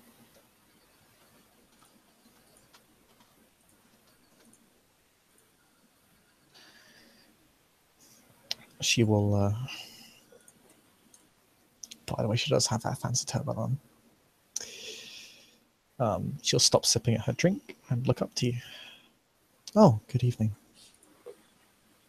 Good evening. I do not believe that we have met before, but I assume that you are in this good establishment. You are one of us. It is a very good pleasure to meet you. My name is Sister Madeleine. Ah, Sister Tyrov, Ancestor of Clan Assamites. Pleasure to meet you. Likewise, the pleasure is mine. Would you like to take a seat and drink with me? invite her back to our table. Yes.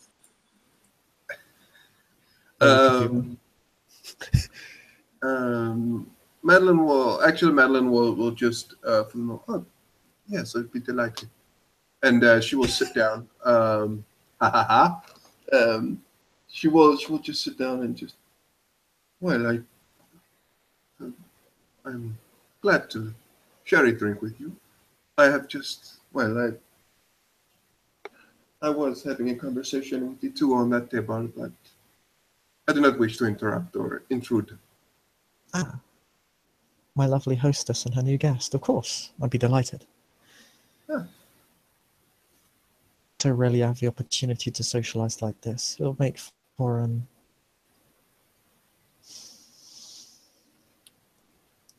interesting event. And Madeline will have this Assamite join the two others.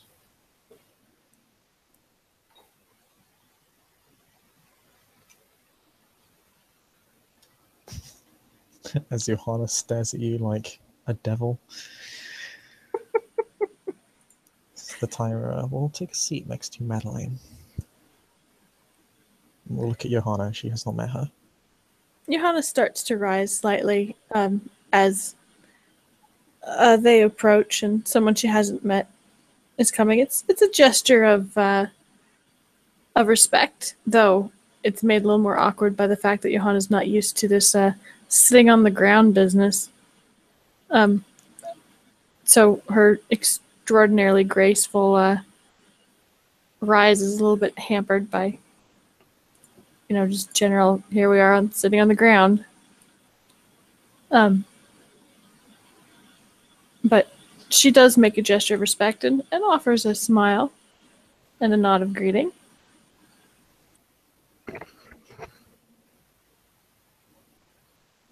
Greetings, good sister. I am Sister Tyrov, Clan Assamite. What a pleasure to meet you. I am Johanna de Guimarães, Ansel of Clan Toreador. Roll me perception empathy. Okay. Hey, I'm excited I didn't have to roll perception empathy until we got to the Toreador part. At least she's not a nun hater. Oh my goodness. Nothing. She likes me. We're friends. Second, as I just realized, she has a specialty in intent. Everything is fine. You are friends. Are they? Everything is not chill. The chill is all gone. There is literally zero chill. There could not be less chill. Oh, that's a lot of not chill. Well, about that. Yes. I don't know where we are. Continue. You've been invited to a place in a central market when you arrive. It appears to be the closest equivalent of honestly be a restaurant, which don't really exist all that much in this time period. Like you have places where you can go out to eat, but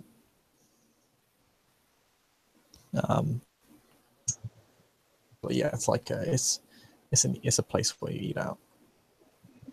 Okay. For the upper class. But you are escorted upstairs by a retainer who treats you with the utmost respect and deference. He is an absolutely lovely host. Before he to what appears to be what effectively is an Asian medieval tea house, frankly. Completely different from the ground floor.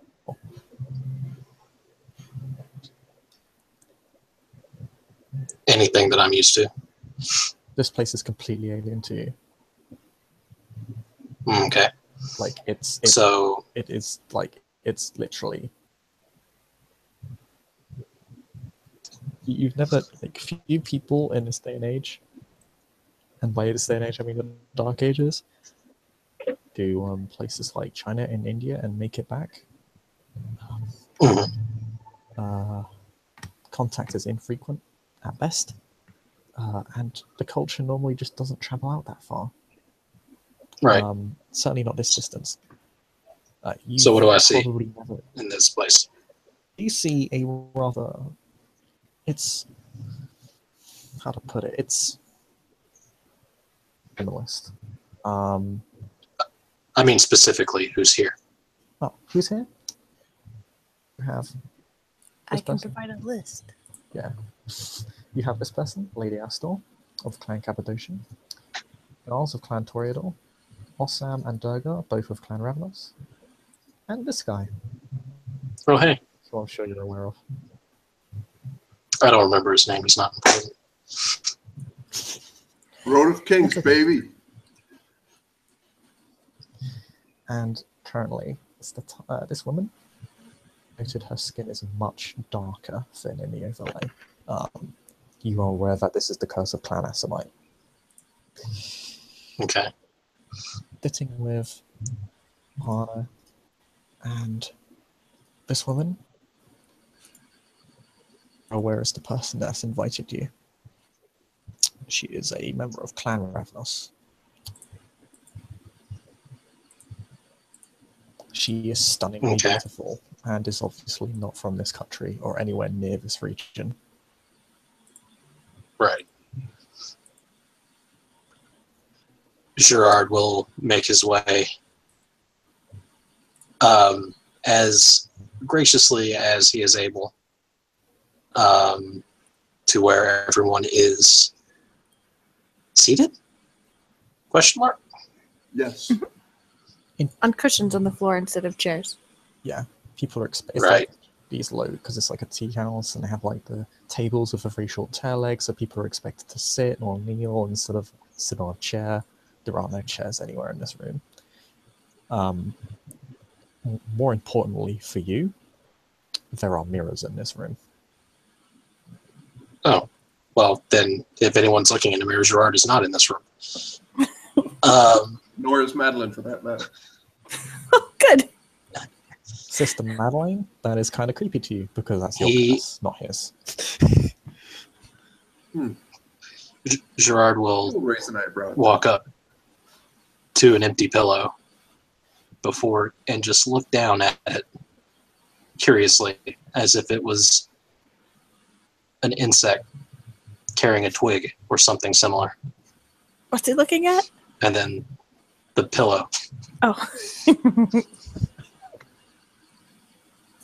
The comfy And then we'll look around at the gathered individuals and bow chivalrously and say, I apologize for my tardiness. And then attempt to sit down, and if you've ever done that in armor, to try to go Indian style, it's not easy. It's weird. Yeah, Well, as long as it's less painful than doing it being alive, I think your knees would be killing you quite fast. But you know, I mean, he has fortitude, super limber and all that. Yeah, like it's probably a little bit. It's awkward for you, but it's probably not to the point of being uncomfortable. Thankfully, being a Cainite in this regard actually makes it more okay. And he'll look around at everyone assembled and then sort of gesture and go, continue. Gerard, so good of you to join us. Such a pleasure to see you. Everyone roll perception empathy. Good timing. Actually, I'm gonna roll first to see Madeline has a bit of salt towards she didn't mean that, but she is hiding it fairly well with 4 successes. You guys ready for this roll? You guys ready? So much empathy, it's unreal.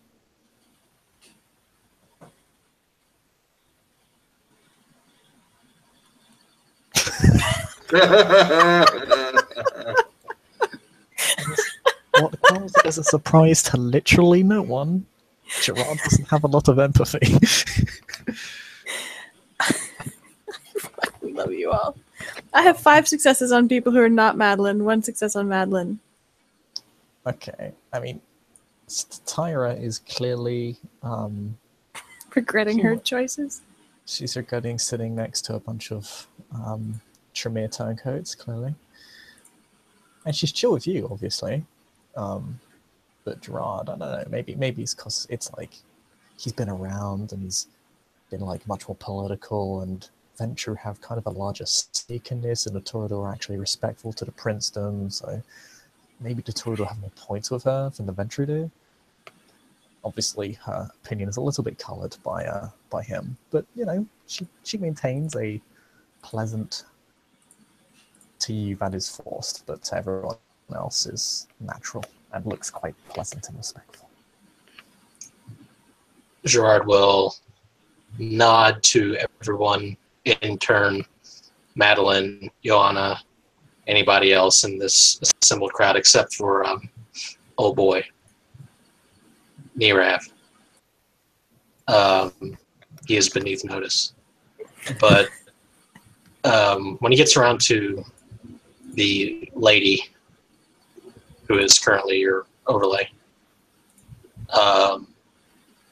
he will tilt his head and say, "It is much appreciated. It is a great honor."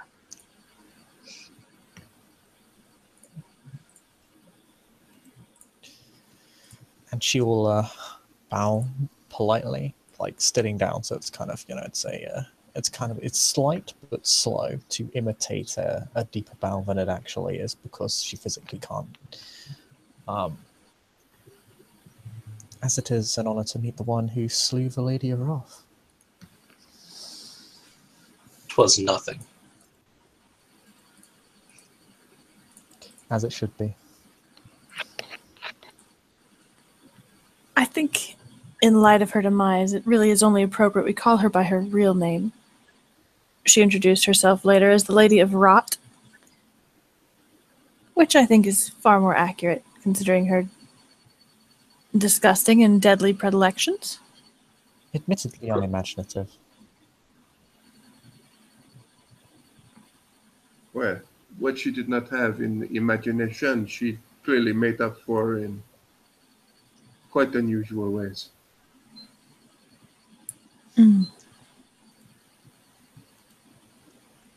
The Tyrant will not comment, but you get the feeling she does not view the Lady of Rot as unusual.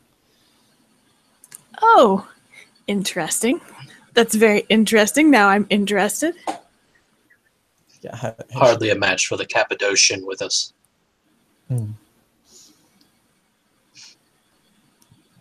They are masters of death, so it would not surprise me that they would possess a great edge over such a creature. Are you familiar with such creatures? I had never encountered one before.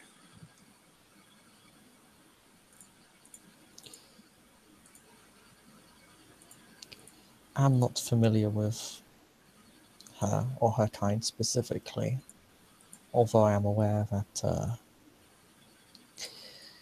if the rumors are true, she would be dead in such a way that we are not, and in such a way that the Cappadocians are experts on the matter.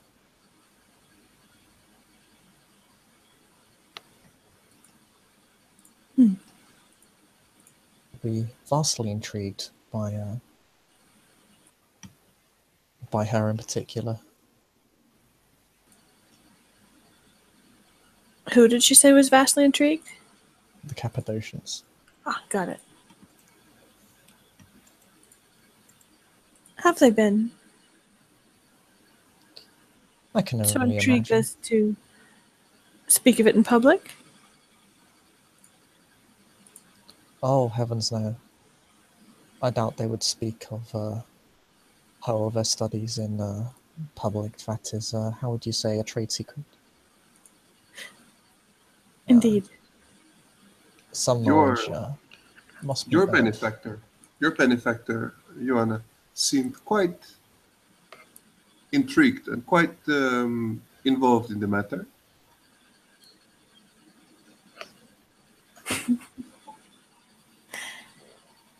Anna's going to roll some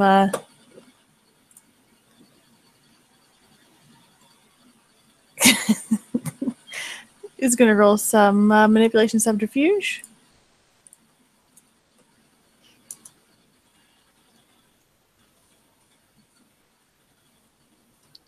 No. What is this character's empathy? 3 successes. He does take extremely good care of me. We're fortunate to have him at the battle. Despite the military might of Gerard and his helper, I think that the ending would have been different and a little less interesting without my mentor's protection. The ending would have been the same, merely a much shorter chapter. Yes, Atara precisely. Johanna. It's almost as if you told them something they didn't know.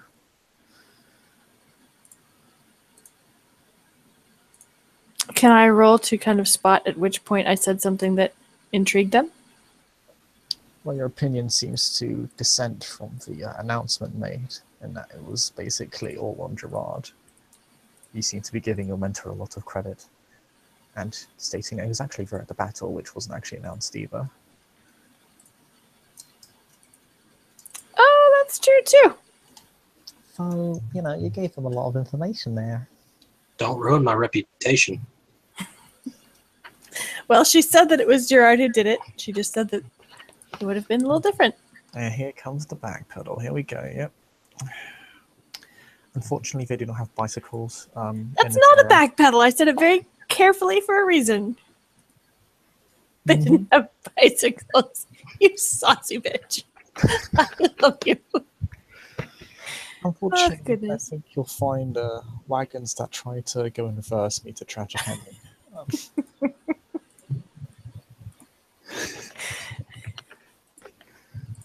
Did someone say that? No. Oh, no, because this conversation's out of character. Being a That saucy was bitch. Salt Saucy. from the ST dimension. Oh, I did not. I was not aware the Cappadocians are involved. Although I suppose this isn't a surprise considering what the Lady of Wrath is. Merely a Of witness. course. She gestures towards Gerard as though, yes, exactly what he says. He seems indeed quite protective of you. I cannot blame him. It is a I need to strange try and- relationship, no doubt, Gerard says, knitting his fingers together and looking pointedly at Johanna. Oh yes, it is ever so rare to see such an inter-clan friendship blossom into such a state for such a long time. Indeed. How did you meet each other? I was in a terrible state and in great need of wisdom. And the good father is, if nothing else, extremely wise. I was quite taken with him, and he has suffered my company ever since. I see. Madeline can relate. Excuse Oh, me. yes, indeed, she says with a smile. My apologies, but is there someone, and you can see that Johanna, your shadow. Madeleine, I understand this is not appropriate. Wait, what? Your shadow begins kind of Oh no. itself all over. I am going to. Will I be able to fix that shadow if I Spend a blood point, because I know what your level is, and you can. But I'm gonna roll something. I'm gonna roll because what would I? Do I roll willpower to see if I do it, and go against my vengeance flaw, or I'll roll willpower? This wouldn't go against your vengeance flaw, because Statira, obviously, you're the La Sombra in the room. She thinks this is your fault. Yeah, and that's why she could explain it or apologize. But I don't know what I'm gonna do. Fuck it. I'll roll a D1, D10. If it's low, I will apologize and say it's my fault, or slow. And Madeline will just say, I must. I truly apologize. It is. I can see to that, and she will spend a blood point, and the shadow will probably just freeze. It won't stay in place, but she will just. It will just move away from her, and she will just. It is. It is a condition we have seen. Well, it is normally from my clan, but it is a problem that we hope to solve quite soon. Of course, I would not use the powers of the blood unless it was unnerving to some, and I see that this is a thing I must. I will tend to it, but we hope to solve this problem soon. Thank you, Madeline. You are most gracious. I am terribly embarrassed. I apologize to Tira. I don't think I've ever known you, sister, to not be on top of a problem. Supposedly not this one, unfortunately. Well, people who know are much wiser than me do not seem to have any clear answers for this predicament that Johanna has. So they know more of these things than I do, and yet they are not certain what to do. So it is a conundrum. Oh, I would perhaps suggest there was a solution to every problem. One only needs to put in the time and effort to invent it. A matter of experience, as it were. Indeed. That's very prettily said. I don't suppose you have a suggestion of your own. Perhaps you have experience with such things.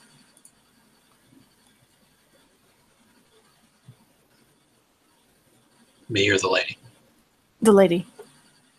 The Tyra kind of isn't sure how to take your comment. She raises an eyebrow and says,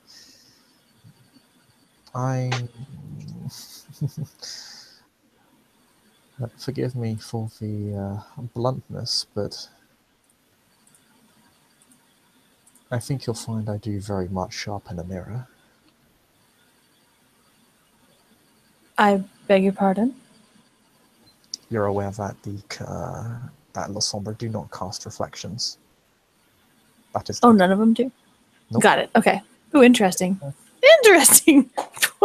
Poor Madeline's like, everybody here is weird in the same way I am. It's really uncomfortable. Yeah, Madeline isn't sharpening a mirror. Interestingly, Gerard is not either. Have I been lying all this time? Oh! Well, that would certainly be an interesting plot twist. OMG. I do not possess control over the darkness. How your colleague would. Of course not. And even those of us who do, even my brother, for instance, Orsini, he does not. His shadow has a tendency to, well, also be wily, but also do other things. Put out candles where he goes sometimes. And yet he is not able to fix this problem, although I do not know if he wants to, honestly, but it is something that takes a considerable amount of study and, well, more study than I have been able to do. How is your brother, by the way? I've not seen him in some time. Well, he is, well, as long as he does not have the good pleasure of your company, I think he is doing okay. I seem to remember that the two of you have sort of a, what shall we say, explosive relationship. Is that what it is? He is doing well, although he is a little, recently he has been a little annoyed with me, but such is it between brother and sister. Sometimes we disagree on what to do with a problem. Things rarely change, it would seem. Quite so. I think Orsini likes to be annoyed. You're probably doing him a great favor, Madeline, by giving him a target who will love him anyway. Oh, and I do enjoy myself to, well, just either push him or tug him in just the right way. There is a certain amusement to be had in such things. Fleeting though it is. Very well spoken.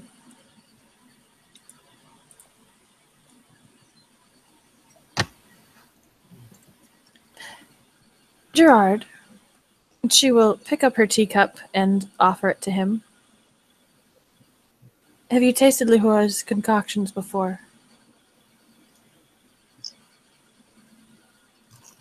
I have not. May I offer you an extremely rare treat? Gerard will take it, look at it. What do I see? You see tea. For the record, you've never seen tea in your life before.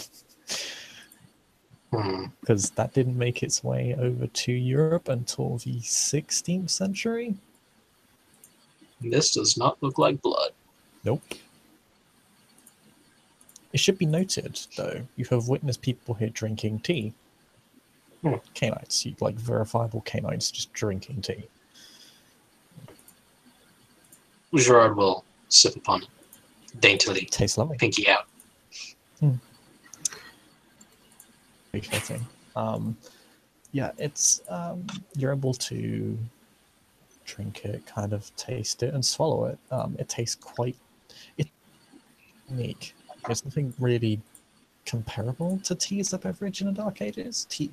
White tea is a very popular beverage. It's a very sweet and refreshing drink, the likes of which you probably haven't tasted, because the most you probably tasted is alcohol or water, wine. There's nothing really sweet. Maybe some juice that has been squeezed from like blackberries or something. It really is a unique taste, and it's one that does taste genuinely good. It doesn't turn to ash in your mouth. I think the best way to put it is that it is refined. Gerard looks nonplussed.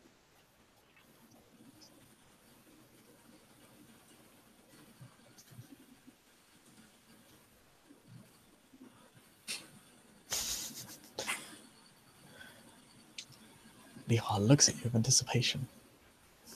Johanna's wearing the exact same expression of anticipation. Look, a neat thing. Look at neat thing. Lihua looks quite pleased with herself. Well, she doesn't. She looks pleased, but not with herself. It is quite an exotic flavor. I will give it that. Thank you, that is high praise. And she kind of like, again, it's the whole, but hers actually leans over quite a bit. She appears almost overtly modest.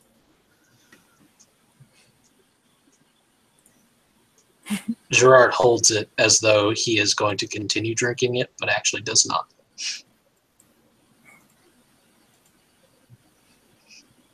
She'll take the very fact that he drank it as a win.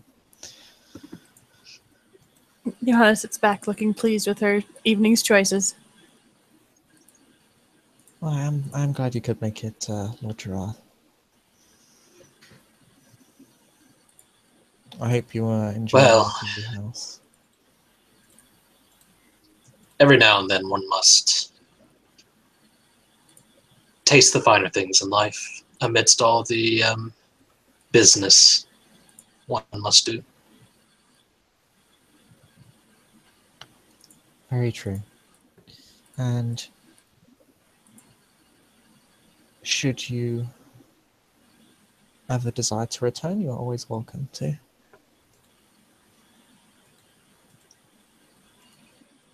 I shall indeed. Thank you for your patronage. Yeah, she'll bow before you again. He nods.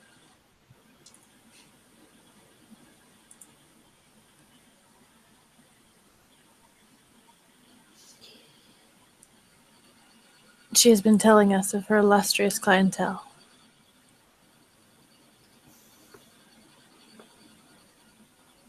And a wide range it is. Very interesting. It's in the most diverse part of the city. It's not surprising. And yet, everyone here, and she reaches over to touch Gerard's sleeve with one hand and then gestures to the rest of the room. Watch the peace on their faces. It's truly remarkable. I think Lihua has a wonderful gift. You say the peace? Mm-hmm. Yeah, it's quite a quaint atmosphere here. People clearly have their own social circles, and it's not like this place is packed either. It's not like there's 24 Cainites here or anything. It's about maybe a dozen at most. But there is every now and then an interaction between someone on, like someone who sided with the Tremere, and someone who sided with, and then someone who sided with the Salubri, and actually seems halfway amicable. The worst it ever gets is basically, they ignore them. There doesn't appear to be any notable aggression here.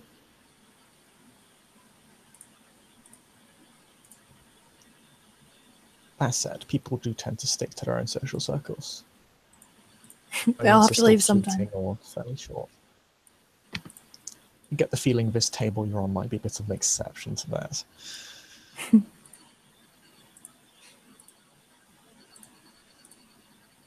With 2 Magic Circle members and a member of the True Heirs, and then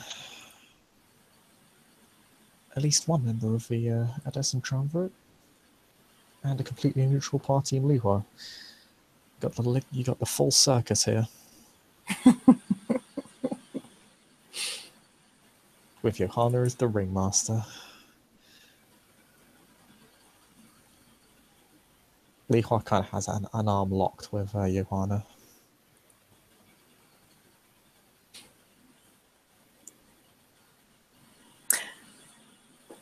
My lady Satira, do you frequent this establishment? Are you a long-time visitor?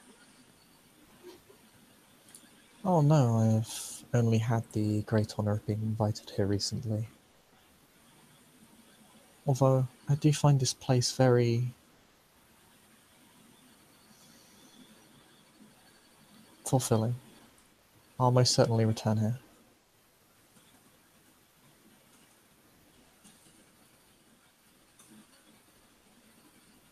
She nods to Lihua. Lihua says. She just kind of bows gratefully. Madeline will just look to her and just say, I would very much like to meet you again. But am I to understand that you are leaving or traveling on?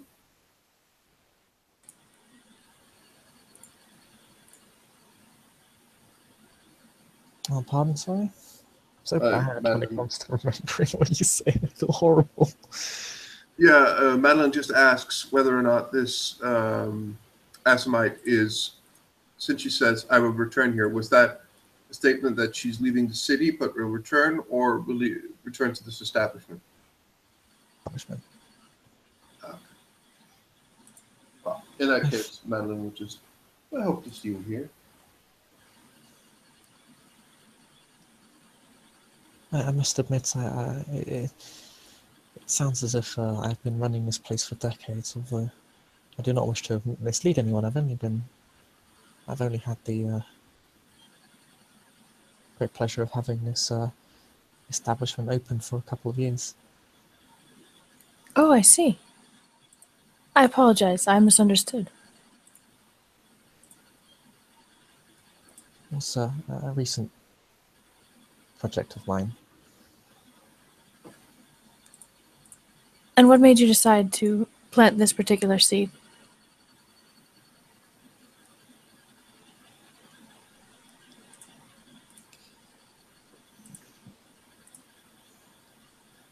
It has only been recently that I have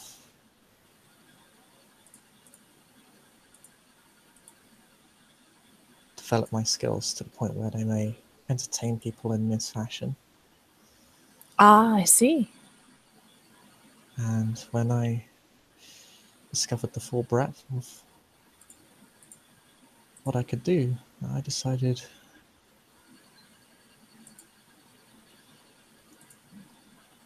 it would be perhaps a novel idea to establish a tea house on that precept. Perhaps to give a little bit of a reprieve to a city that seems to never sleep.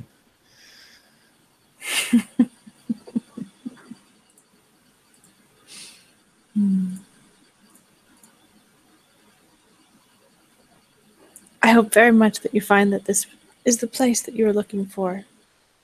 It's a great service that you do.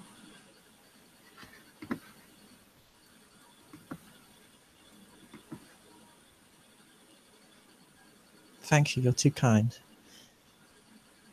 Not at all. Your constant imposing of compliments makes her flustered and embarrassed again. She will squeeze her arm comfortingly. You got this.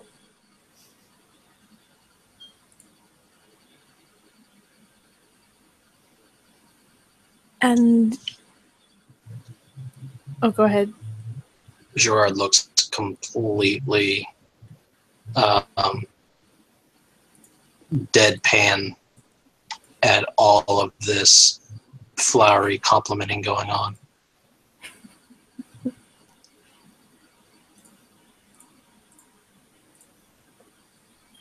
As you should.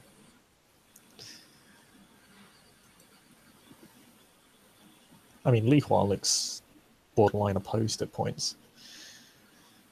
Borderline what? Opposed at points. Opposed to compliments? Yeah. That's Stated okay. she's quite modest in her capabilities.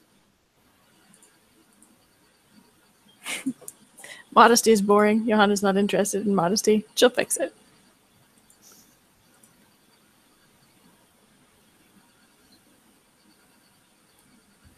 Satira,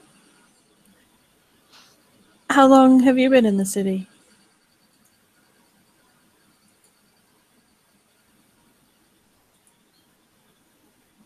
Almost.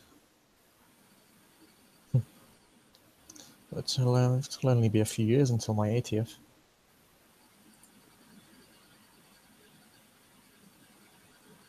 She's saying she's been here 80 years? She says it will be only a few years until it will be 80. I see. So you have certainly settled down, and called this place your home, yes? She nods.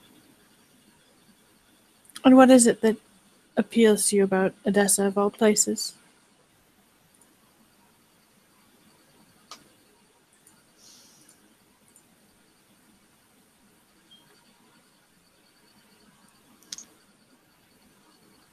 I'm certain it wasn't war, was it? You can see she's paying very deep thought to her answer. Oh no, not war.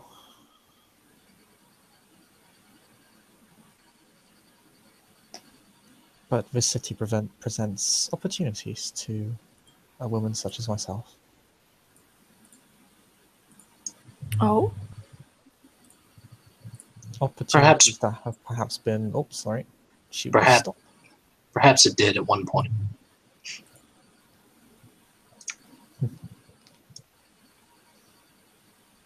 I would say this city has not yet exhausted itself. I used to exist within the one.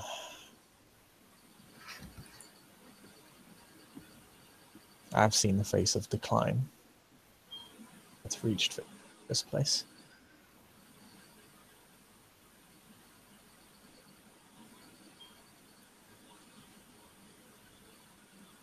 My hopes would certainly agree with you. I think this is not a place in decline.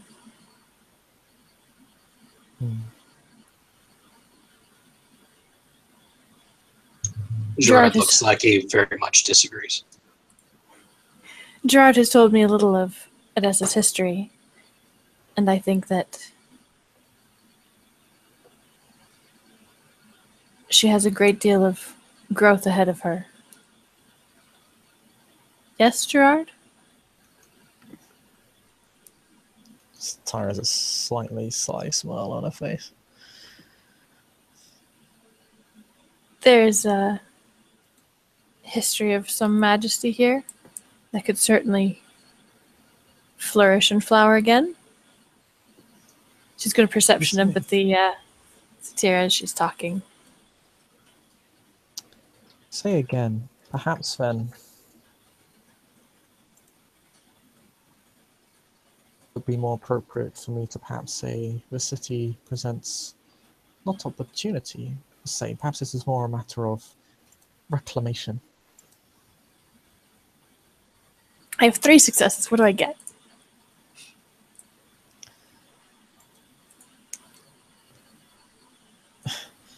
Her views on the majesty of a city that could flower again is clearly quite different to most people's at the table. Interesting.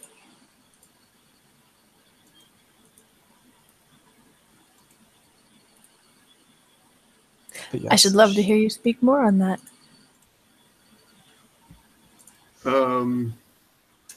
Madeline will change demeanor at this point.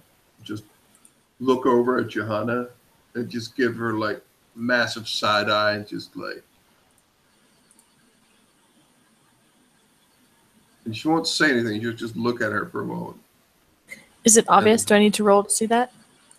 No, you can see that. Okay. And she will just smile and she will just, well, gentlemen, ladies, I do believe I must take my leave. I have enjoyed this so very much. Thank you, everyone, for your lovely evening. Have a good evening. And you see she looks up to you, says that, but she looks distracted as she says it. She kind of like, her head tilts slightly and see her brown furrow. And Johanna. Ooh. Sorry, go ahead, please. And I believe with Madeleine's departure, it would also perhaps be appropriate for myself to leave. I do appreciate the discussion. I hope we can have more here at a later date. Johanna's going to rise as Madeline does. She caught the side eye and looks both intrigued and concerned. As Madeline steps away from the table, Johanna steps forward to give her a kiss on either cheek. And murmur, "Perhaps you will explain later. I hope." Just very quietly. She, if she catches that, she'll just nod, she'll just smile and curtsy as she leaves.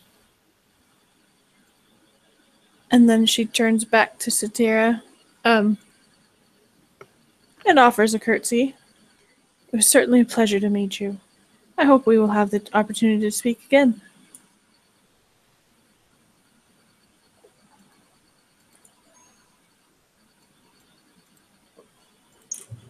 As do I, Gerard says, very, very difficult, with much difficulty getting to his feet as well, because fuck these pillows. I'm in armor, goddammit.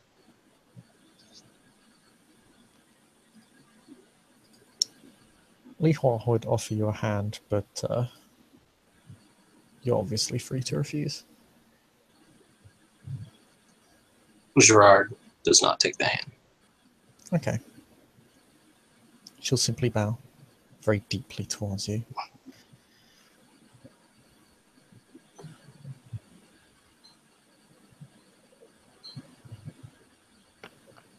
Gerard looks at her and just almost offhandedly nods. "You have a lovely establishment. Perhaps I will return."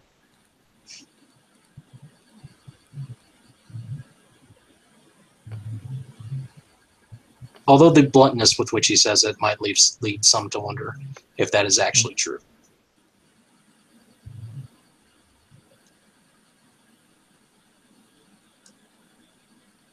Patronage is too kind.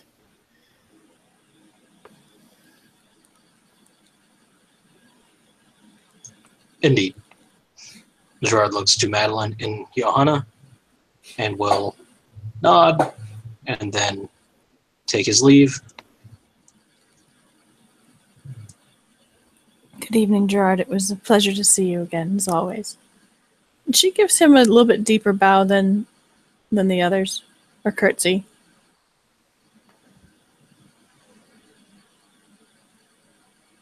And then turns back to Lihua.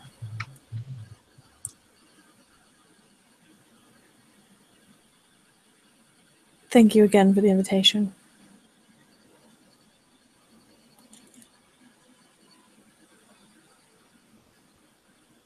You do have a beautiful place here.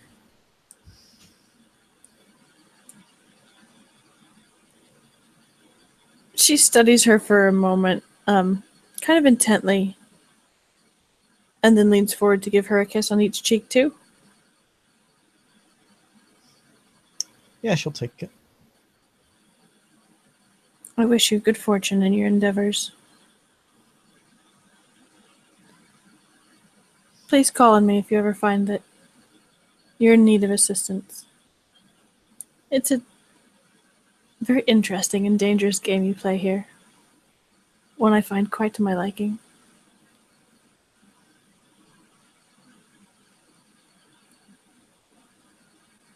I'd be glad to do so, Johanna. Thank you. With pleasure. And she offers a very deep curtsy and then takes her leave. You think you can get deeper than Lihua's curtsy? What? You cannot. It's the point where she's basically on her hands and knees, and there's even a point of, well, that's kind of normal because that happens. So you try and match each other. Lihua wins when it comes to modesty. Huh. That's fine. Yeah, she probably does. And I think there is the individuals. As Gerard, Johanna, and Madeline leave, we can end our scene there. Thank you, players, for playing. Thank you, watchers, for watching. We'll see you next time.